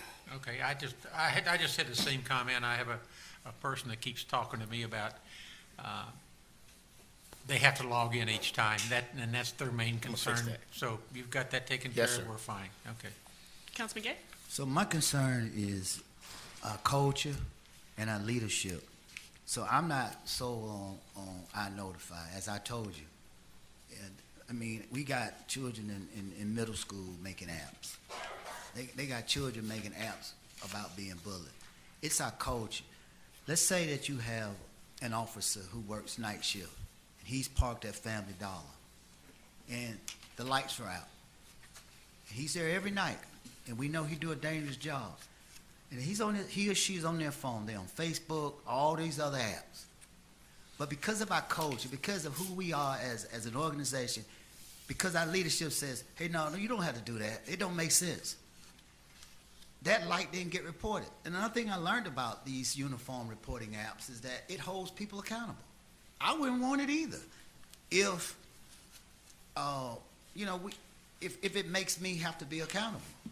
It just holds you accountable. So the easiest thing is complain. And when I first got on council, you had Bravo and Alpha. I wake up in the morning, I couldn't wait to go on my phone and see what Bravo and Alpha had saw that night. And then you got to wait. It's just, you need unified reporting, and you need leadership and education to make it work. Yes, sir. Mr. Hicks, one of the concerns that I had about QSEN was that we don't have any way of, push notifications aren't available on it, are they? No. Is that something that may be coming down the line? I'll note that and ask about that. Because it seems if we can better communicate, and it's not just this one-way street where people sometimes see see what they've reported, and then it may get answered. Most of the time it does. I'm not going to take my own experience because since I use mine, I figure that when I send one, sure, they probably fix it pretty quickly. But I have heard of some folks who have open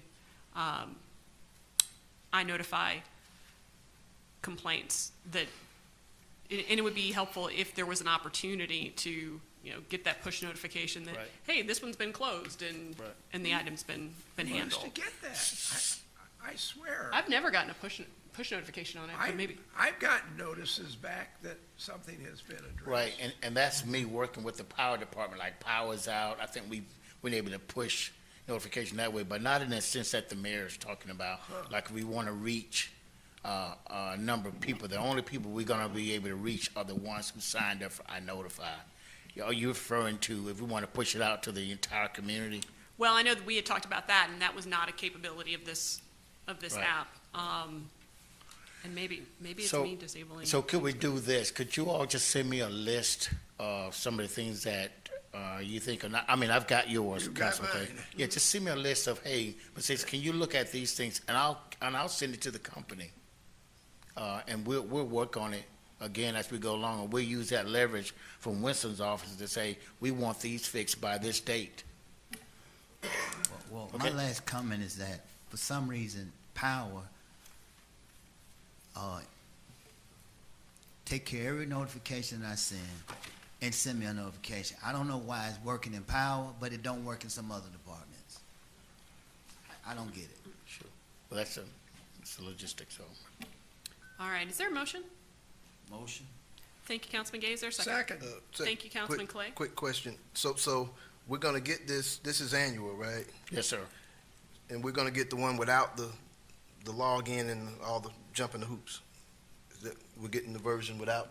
No, sir, no. As much no. of the stuff? Well, we're gonna improve on the version that we have. And you are gonna send me a list if you're concerned. Okay. I'm gonna take the contract to Winston's office. We're gonna use these things as a leverage, that we want these things fixed, when you guys gonna redesign the app, those kinds of things. Okay, but right now we got what we got until. Yes, sir. Yeah, we're not getting any improvements to start. Okay, well, when will it change? Or when do you guess we'll have an easier go? Well, I'm gonna send this to them. When you guys send me back your concerns, I'm gonna compile them, send it to the company. We're gonna get the contract, send it to Winston's office, and then use our leverage. Well, we got some leverage now. If we hold this, what happens? We can't do anything, or? Well, the software is hosted, so eventually we don't have access to the software. And As of what date? As of December, or? I don't know. They'll they shut didn't off say. the service, won't they? They will. I'm asking when. Is it December, the end of the year, or is it? When does it run out? Yeah, I would say 30 days if we don't get this contract signed. So it's due now? Yes, sir. And again, I'll press them to work on it. Well, we could write that, Joe, we could write that into the contract, that you will, we sign the contract and we say, and the requirement is that we have these features fixed by such and such a date. You could put that in the contract. I don't know, you've I'll already send it to paid them, Winston's so office I don't and know take how a look you at it. work that out, Winston. It might change the cost, because, I mean, some of the things that we're asking for may create a cost differential. Well, it should be less if we ask them to take off a feature, the additional log-on thing. Just if they can take that off. We know that log-on needs to be fixed. Okay. The log-on needs to be It fixed. needs to be added. It needs to be added. Yeah, right now you should only have to log on once. Right. And it should recognize your face, for example, or recognize your, Okay, so simplifying the log-on. yeah. Yes, sir. You need that's to what- simplify it. Yes, sir. You think they can do that now? Well, we're gonna compel them to do it. Okay. All right. It should not be that hard for them to do if they knew what they were doing. All those in favor? Aye. That's unanimous. Thank you, gentlemen. City Attorney's report? Yes, ma'am, Madam Mayor, just one thing briefly. I know over the last several months, we've had some illness. I wanted just to point out, and council's probably aware of this, so forgive me if I'm saying something that you already know, but under a recent amendment to the Open Meetings Act, OCGA 50-14-1, they've created an exception that allows public officials up to twice a year for illness to attend by teleconference, which would include virtual meetings like Zoom or Teams. So you can do that up to twice a year, even if without a doctor's note. But if it's more than twice a year, you would have to get a written opinion from your physician saying that you cannot attend physically based on illness. And so I didn't know if the council was aware of that, but that is an option that had not previously been available to you, but it is now. Thank you, sir. City Manager's report. Madam Mayor. Okay, I put on your desk up there, on your podium, I put up there about tiny homes from Fulton County approved. I set up there on the, by your name tags. Hopefully all of you got it. I noticed that Fulton County approved a resolution for the tiny homes, and I also attached a copy of that went out in the newspaper. And as you know, they're considering College Park, so I've got a lot of information that I've got to still continue to receive. I just got the resolution this afternoon from Harriet at Fulton County. We also, Herschel Road has got garbage pickup between Camp Creek and Washington. And what's happening is that they're going and moving the garbage out from that side of the house and set it out into the street. And apparently some of them don't put them in their bags. But I asked them today, well, why are they putting it out there on the curb? They said they're having a lot of problems with vehicles coming up there and coming to the garbage truck and the guy's hanging off. So what they want to do is that they're putting out the garbage out on the sidewalks. The guys are going ahead, so the garbage truck is more of a safety feature, so they can ride down and pick the garbage up off the sidewalk is what they were telling me, and all the way up to Washington Road. I didn't go out there and verify it, but it was something that I was asked about, so I was taking a look at that, and they said it was easier for them to pick it up at the curb because we have to go behind the house or beside the house, so the guys go down beside or behind the house and bring the garbage out. And instead of the truck just idling there, they want to be able for the truck to roll and keep rolling down Herschel Road so they can pick the garbage up. That's what I was told.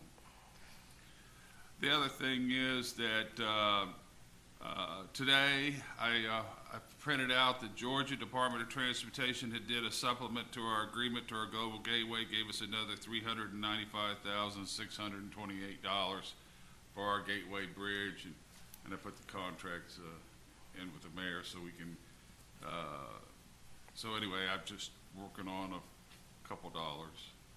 Super. So a grant.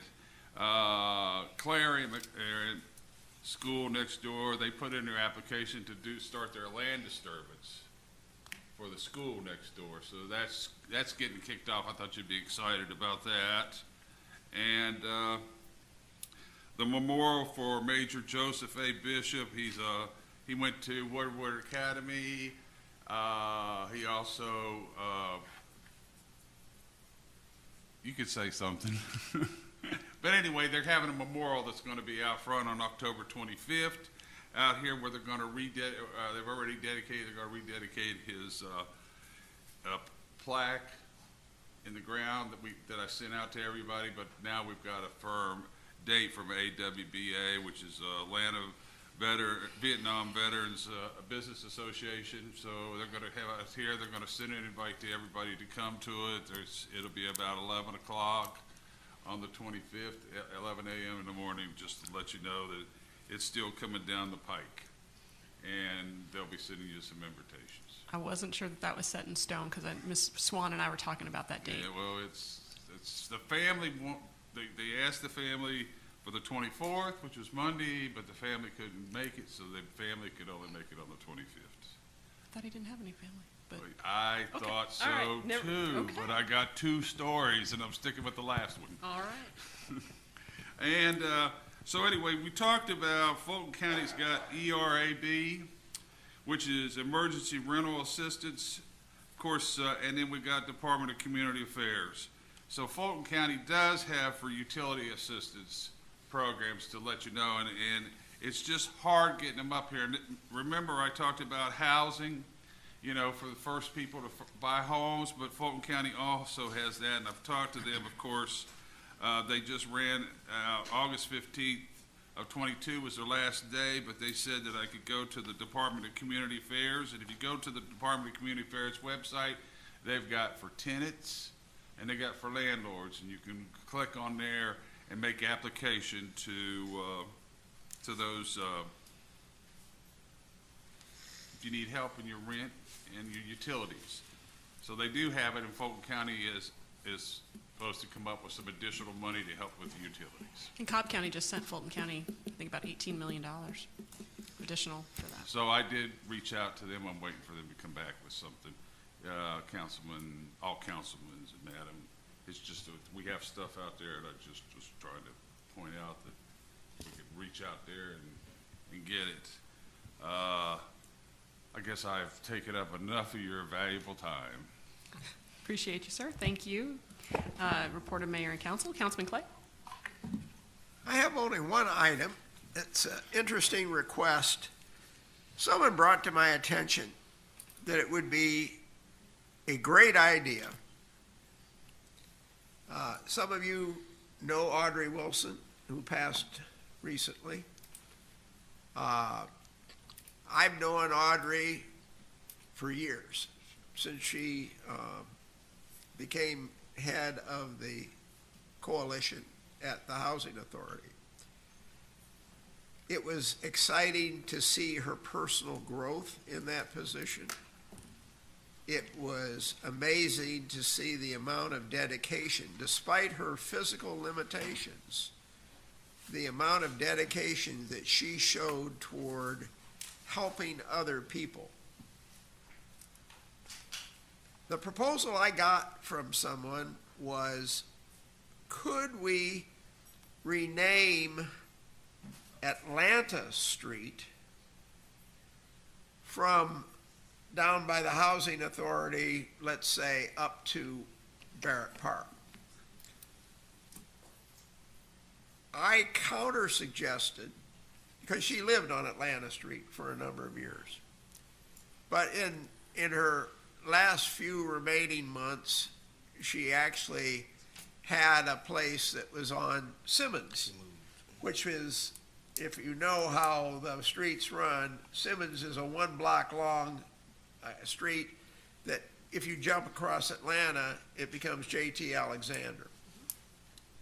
So I suggested, well, maybe not Atlanta, because every time you rename a street, you impact a lot of buildings along it. So my question tonight to the council, I know we've done it for a few people. Normally I'm not big on renaming things for streets for people and what have you. But in this particular case, this is somebody who just exuded what a person should do to care for other people. And she lived right in that area. She was a resident of the Housing Authority for a number of years. And I just wondered how the council would feel about renaming. My suggestion would be to limit the impact, renaming Simmons, which is a 1 block long street there, or Atlanta. And I just wanted to sound out the council on what's your take. If your take is that you would be okay with doing it, then what I will do is I'll explore it further with the Housing Authority, because those will be the major homes that their address would change. They would suffer the inconvenience of having a postal address change. And if you do Simmons, there are a couple houses on the north side of the street that would be impacted. But before I did that, I want to just bounce it off council. If you say, no, we've named enough people, I mean, I realize that Audrey was not a council member, she was not a pastor, but she had a huge influence on a lot of lives in that area. And is that all you had, or? That's all I had, and I just wanted to sound out people on it. I knew Ms. Wilson well. I think something like that would be, I think, a very good thing for this city to do. She gave a lot to this city, and she was kind of the mother of the housing authorities in a lot of senses, you know, through several decades, actually. I think naming a half a block would be a disservice to somebody. You know, Atlanta Street, it's all residential. There are no businesses and buildings on Atlanta Street, is it? So I think the Atlanta Street would be all right. And you know, I mean, folks in your ward especially, they're not so hip on anything being named Atlanta anyway. So you know. Well, there aren't that many homes. The major impact is on the Housing Authority. Well, I mean, and that's something that I can work out with the Housing Authority. I think naming just that little part of a piece of a street wouldn't be adequate. It's up to you. If people are okay with renaming multiple blocks of Atlanta, I'll try to work that issue. But I was assuming that people would like to minimize impact, and that's why I suggested Simmons.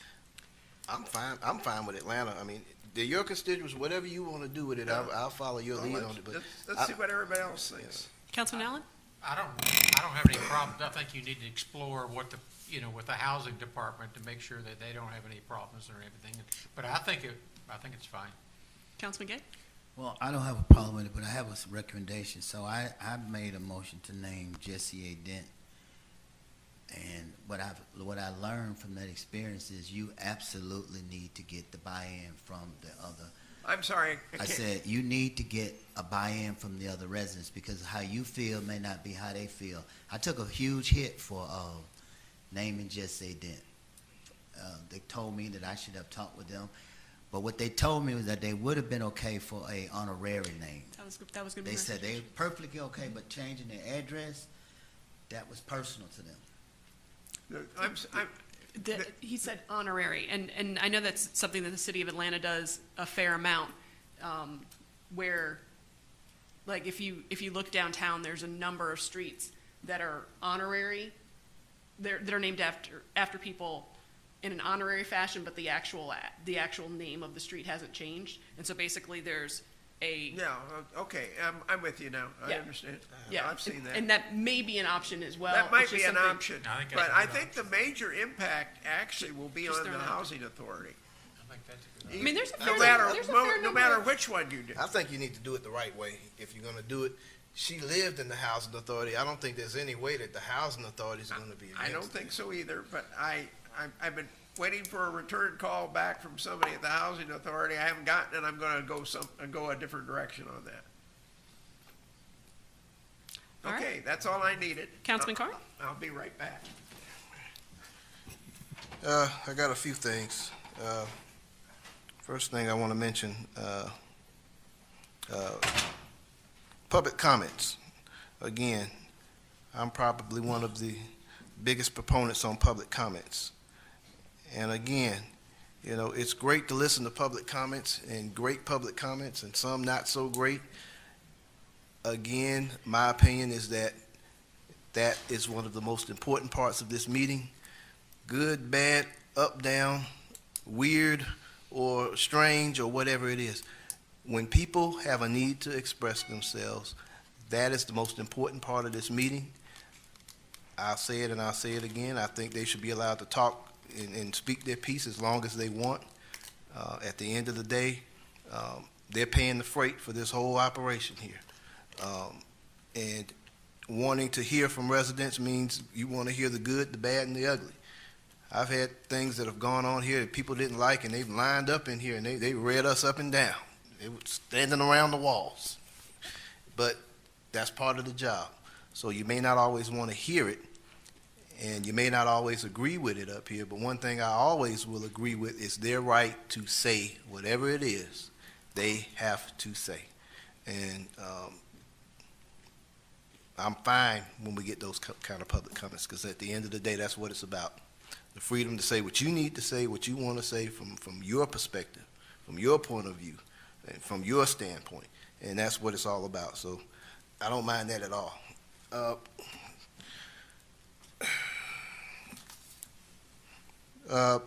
One of the things I wanted to discuss was the group, the In Her Hands group that came into the city, and they finished their project. I think the 28th was when the application closed for that.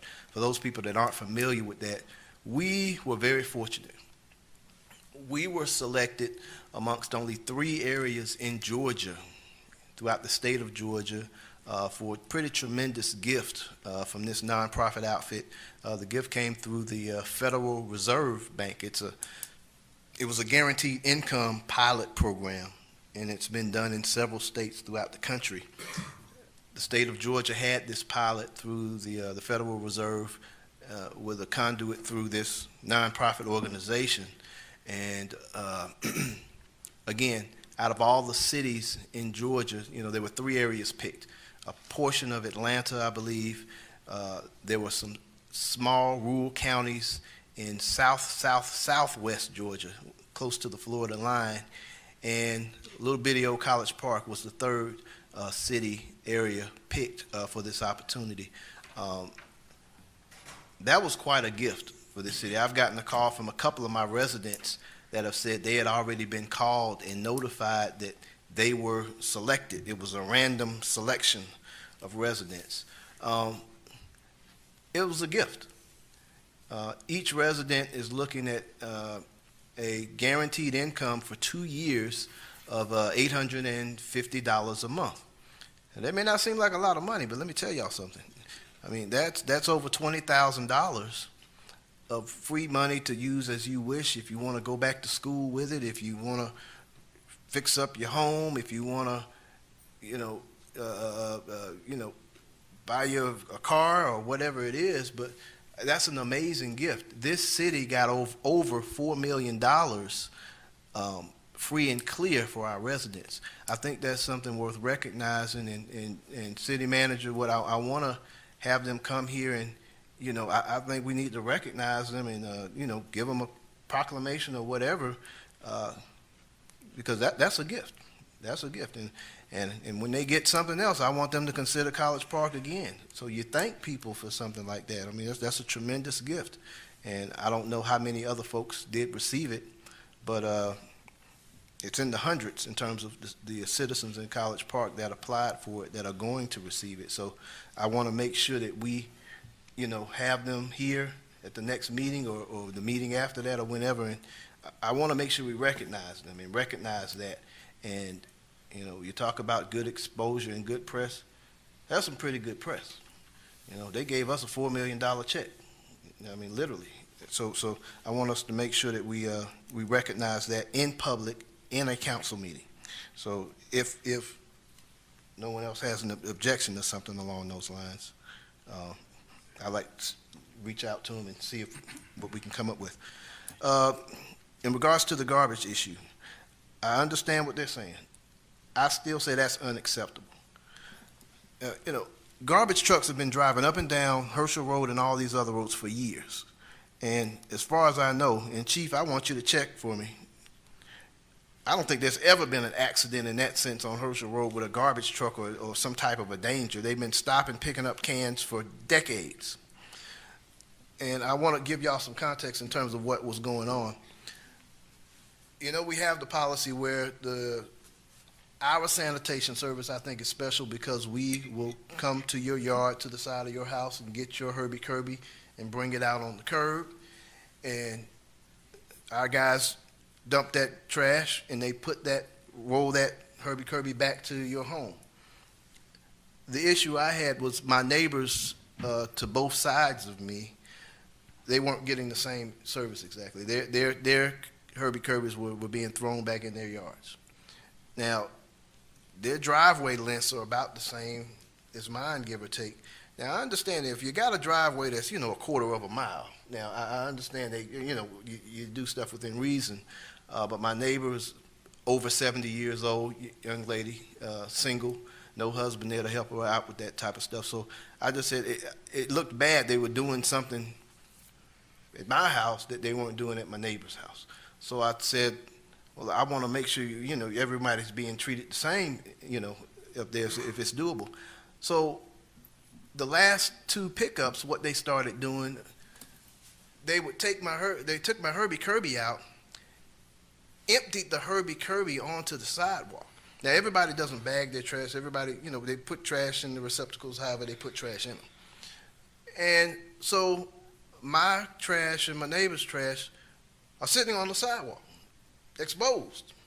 And apparently this is a new system that they came up with. And I just said to myself, I'm not going to accept that. That's unacceptable. We have that service, and we set it a certain way because we wanted to provide quality service. And it's a good service if it's worked the right way. But that sounds like a shortcut to me. And city manager, it's a shortcut I'm not going to accept.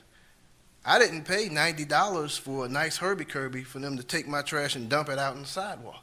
That's absolutely ridiculous.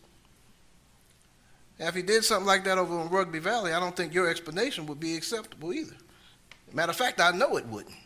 So unless we change the policy up here in terms of how we expect trash picked up, I expect it picked up the same way it's been picked up for years here in this city. So I need you to straighten that out regardless of that, whatever that explanation was. I certainly don't understand it. And I don't want to see my trash thrown out of my trash can and picked up that method. That doesn't make any sense. And that's not acceptable for me. So I want that fixed. The other question I had, Althea, just how much of that, the 2.3 million ARPA funds, all of that we have left?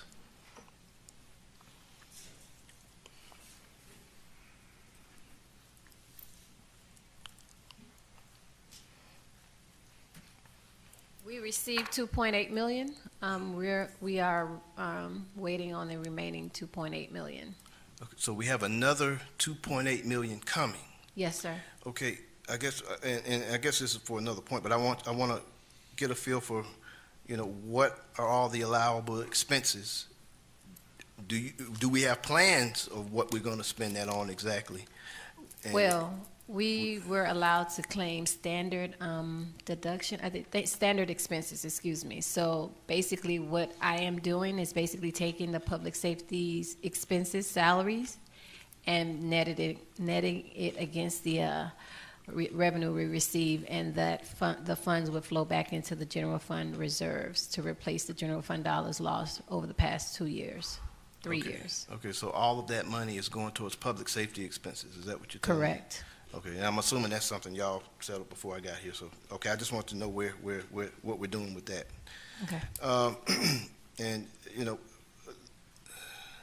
speaking of dedications and namings, City Manager, where are we with the dedication and naming of this building for Mayor Jack Longino?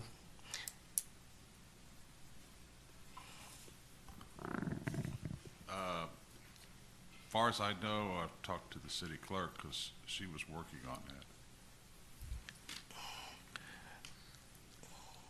Because I know she was ordering some plaques, and I don't know where they were at. I just say this, and City Clerk, I don't put any of this on you at all. But it's funny sometimes how if certain people don't want something to happen, it somehow coincidentally will linger and not happen eventually. That's something that we voted on, and I expect to see it happen. All right?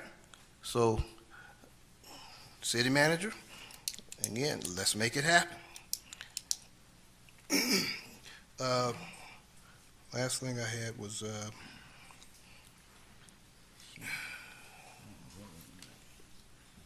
well, I'm not going to go any more further into that, the millage rate thing, but having that fund balance, I remember when it would be over 60%. That felt pretty good when you went to bed at night, and I hope we can get back to that level. I want us to look at making some changes and some things in terms of this city. I was on a website that I just said didn't paint a pretty picture of College Park, and I'll leave it at that. As a matter of fact, I'll send it to everybody privately. And when you Google this, it's like it's a #1 YouTube video about it, and I'll text everybody the link. To make a long story short, I think totally as a city we can do a whole lot better. There are some changes that I'd like to see us consider making. A lot of them are in and around some of our biggest problem issues. 3 of them off of the top of my head would be not so much our hotels, but our motels and the quality and standards of our motels. I think that's something that we can fix if we as a body sit up here and make a decision that we're going to get it fixed and we're going to eliminate that type of level of service, that type of unacceptable type of level of service or whatever needs fixing over there. That's one issue. I think there needs to be just a wholesale evaluation and reevaluation of how we approach our apartment communities.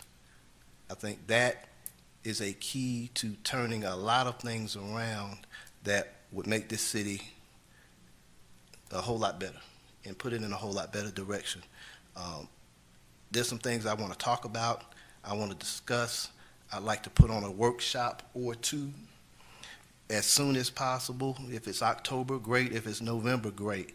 But Dawn Chappelle, when I got back into office, she gave me some data, and she gave me a pie chart.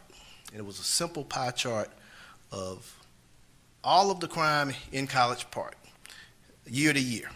And it was a circled pie.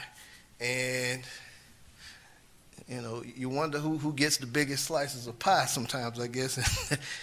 You look at that chart, and over 70% of that pie was Councilman Allen's area and my area.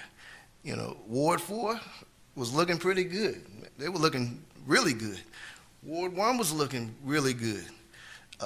Ken and I, and my ward, obviously, you know, we have the vast majority of the apartment communities. I want us to workshop and talk about some fixes and talk around it and brainstorm around it, and with all of these expert department heads and city manager, and I think we can figure some things out and make some real changes that are long overdue. And I think we can do things better, and I think, and we do better than most cities, don't get me wrong. But at the end of the day, from a state perspective, whether the statistics are fair or not, they're the stats that we got. Just like our property assessments is what we got. And we've put excuses up for years about the reasons, and I'm done with the excuses. I'm like, so what? It's an unfair assessment. I think there's some fixes to this stuff, and I want us all to collectively sit down and discuss and workshop about some fixes. I got a few ideas. I talked to council members about a few ideas, and y'all had a few ideas, and I'm sure the mayor may have some ideas. And I want us to put our heads together and figure out some ways we can make some major changes in terms of the weaknesses that we have in this city. And they're not the worst things on earth. There are a lot of worse cities, but we can do a whole lot better. We just have to make a decision if we want to straighten things out along some of these corridors in some of these areas. And we need to make a unified, determined decision on what we want to do. And we need to make sure, city manager, that that's what we do, and we figure it out, and we start working on it and taking a look at it and figuring out how to completely make those changes.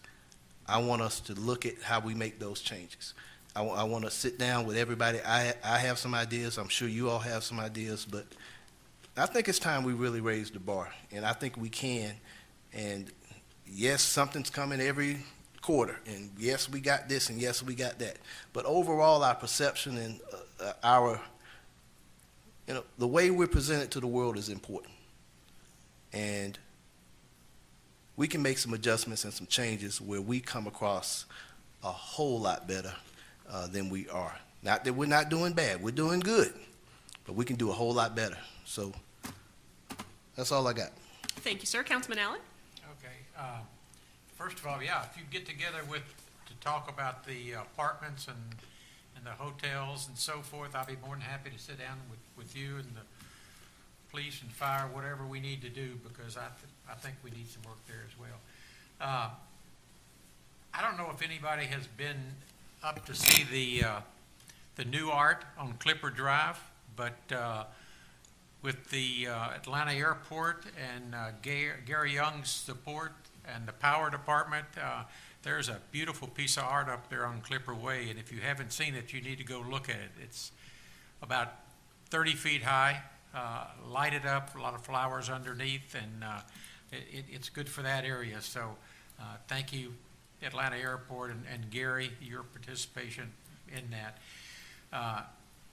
Couple of things that came up last meeting, but I just think it's worth mentioning again. First of all, the pedestrian bridge, and Congressman David Scott and all the other politicians that came out. It was a great affair, and this is something that the city needs. It's going to be very good for the city and people coming into the airport to see it every day. Second thing is I've been up to Eatin' Fresh about 10 times since they have opened up, and if you haven't been up there, you need to go up there. The food is great. The deli stays packed, but it's good for College Park. Last thing I want to say is a lot of kids back in school, a lot of kids crossing the streets, so drive careful, drive slow, watch what you're doing out there, because there's a lot of kids rushing to get to school and not paying attention, so drive safe out there. Thank you, That's sir. all I got. Councilman Gay? I just have a few things. The traffic on Lakeshore Drive with the school, it's a situation that we got to try and help them find a permanent solution. It's tolerable, but what's coming to our attention is that they're actually impeding the flow of traffic. So we noticed that the Fulton County School Bus can't get in front of the traffic line, first responders, and then residents. It's not a long period of time, but just that short period of time is impactful if there were an accident. So I'm talking with the interim city manager, and he's putting thoughts to it, but we really got to come up with a solution, because we can't legally allow them to impede the flow of traffic. It's my belief that if there was an accident and someone were to be injured or killed, I think the city would be liable, because they would say we allowed them to impede the flow of traffic. That's my that's my 10% lawyer, but I just think that we do need to come up with a fix.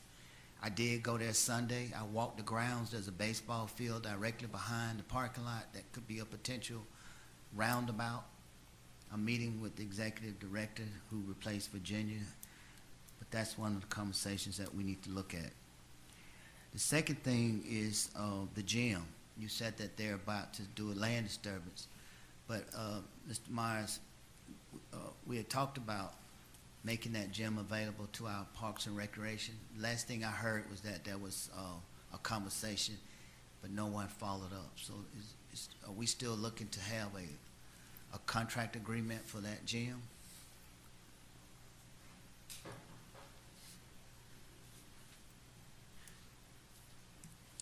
Councilman Kay, I've reached out to Mr. Maloof within the past month, and we were to schedule and get, and I've also reached out to Winston's to talk about getting an agreement ironed out before, so we can have some input on entrance to that facility and use, because we need to plan for our activities, because we utilize it. So absolutely, we're working on trying to get something written. Well, I was told that gym is important to our program. It is. That was our building. We negotiated with we basically just said whatever you guys want. So I think, in all fairness, there should be a conversation about and I put it out there, and it should have been something that already should have been resolved. Yeah, and we've met, Jackson and I did meet with them prior to that, after the first discussion about being brought up. I would like to have something in writing that gives us access, because we've used it. I've looked back for documentation. It's 1972. We've had access to that facility for using for our programs after hours, Sure. after their use. So thank you. From what I can tell, I had the pleasure of having a brunch with the two women, black women board members, Kim Dove. I don't know the other lady's name, but they seem to be very amenable.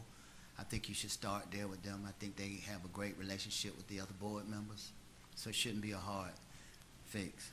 Correct. Thank you. All right. The next one is, if my son was on the news for burglary or something, everybody in the city be talking about it. But my oldest son, if he can hear me, he's in New York. He was selected one of 23 global media leaders for 2023. And so what he tells us is that we wanted him to be an investment banker. He said, Dad, they're committing suicide. The new money is in digital, and so I just want to thank my son Blake for representing College Park and representing himself in the community. I wish there was an opportunity that he could do more in the city where he was raised, but that day has not yet come. The next thing is, I was watching, I'm about done. I was watching church TV Sunday. I was watching Jamal Bryant, and I got so jealous because he started talking about taking water down to Jackson, Mississippi, and that he was taking a tractor-trailer load of water. I know many of you know my wife is from Jackson, Mississippi, went to Jackson State. Her dad's an American hero. He's still living in Jackson, one of the original white freedom riders. And, you know, my daughter goes to Ole Miss. So I got the thought. I said, well, if Jamal can take water and I'm an elected official, what can I do? So I'll be going to meet with U.S. Congressman Benny Thompson. And for what good it'll do, it'll be a conversation, but I've been extended that invitation, so I will be going to Jackson. If not, all of those congressmen are in their district this month. So I just wanted to put that out to the viewers, that's our way of trying to give back. The other thing is we have lots in our ward that are not being maintained, and interim city manager is talking about it. But here's the thing. I don't think it's fair to give residents tickets for not mowing their lawn, and then the lots that we have not mowed is the entrance into our ward. It's on Herschel Road. So when you come off of Main Street, which is formerly 29, both lots are kept. Now, when code enforcement was on the police, we didn't have this problem. But for 6-7 months, those lots are not being maintained, and it just doesn't look good. So what I learned from the city manager is that we can actually ticket the absent lot owners. And can you explain what you said your course of action is? So we can recoup our funds. Because what we found out is that our finance office has not filed any liens. Is that correct? There are no liens filed from your understanding. Not in the last couple of years. Right. So we can actually log on to file liens electronically. So in other words, you discovered there's close to $100,000 of monies that have not been paid for the city hiring contractors to mow those lots. So my point is, we need to file those liens, one, to recoup our money, and two, some property owners will say, I don't want to lien on my property, so I'm gonna mow my lot. That's what I think should be the process. And I think I've covered everything that I had notes for. That's it. Thank you. Thank you, sir. I want to thank everybody who took the time to come out to my town hall, and those who watched it online. Appreciated the opportunity to talk a little more in depth about some of the issues that are going on in our city. Want to also remind everyone that for students in 8th through 12th grade, they have until September 30th to sign up for our youth council, and we are looking forward to launching that and making sure that we are developing the next generation of leaders in our city. Talking a little bit more about In Her Hands, because I think it really is a very important program. And I want to thank Councilmember Mir Faroki, one of my classmates in college. He's on the board. He reached out to me about a year ago about it and asked if College Park would want to be involved, and I said absolutely. So it has been a process and one that I've been talking with him about for over a year, and so I was very happy that the yes, College Park would be interested actually turned into action, and appreciate all of his efforts to make it a possibility for our residents. Also want to thank the good folks at Chick-fil-A who took the time to give me a tour of their headquarters. It was phenomenal, and I did have a magnificent peach milkshake. So it was a great opportunity to connect with one of our larger corporate citizens, and look forward to doing more visits around the city. Also want to thank Rap-A-Lot, because they actually did a drive last week to supply water for 100 families in Jackson, Mississippi. So wrap lot is on Godby Road. They make great wraps, and they're great. They're great citizens that want to make sure that everyone is taken care of. So thanks to them for those efforts as well. And I want to talk a little bit about the millage rate issue, because tonight we just put it out for advertisement. So I don't want people to be confused about what happened this evening. But I would encourage everyone to come. We've got 3 hearing dates. And Mr. Myers, can you give me those dates? I don't have them right offhand. Because I want to make sure that everyone has the opportunity to be heard on this particular issue. Because just because we've published that we're going to publish the 2 mills. Nobody discussed the actual. I thought it was in the packet. Oh. It is in the packet, I'm pretty sure. September 19th? I'm sorry, I don't mean to put anybody on the spot, and I apologize for that, but I do want to make sure that people know their opportunities to weigh in on this. And October 3rd? I'm sorry, can you repeat those? October 3rd, September 19th. Okay, September 19th, October 3rd, and October 17th. 17th. Okay, September 19th, October 3rd, and October October 17th. 17th. The next 3 meetings. The next 3 council meetings. So Correct. people will have the opportunity to come voice their questions about the proposed increase. And then at the October 17th meeting is when council will make the determination as to the millage rate for the upcoming year, correct? Correct. All right. So just want to make sure that that was clear as we move forward, because there is a lot of discussion to be had, and there are a lot of questions. And it's imperative that we keep on having those dialogues and making sure that we are moving forward. But we've got some executive session minutes, if there's a motion to approve those. So moved. Thank you, Councilman Clay. Is there a second? Second with. Thank you, Councilman Carn. All those in favor? Aye. All right, we are adjourned. It is Mayor. 10:10 p.m. Mayor, I had one, We're adjourned. I didn't know if, We're adjourned. well, if the camera's still on, I wanted to send my condolences to Mayor Hallman of Hateville for the loss of his mother. All right, whether it's on or not, I wanted to put that out there.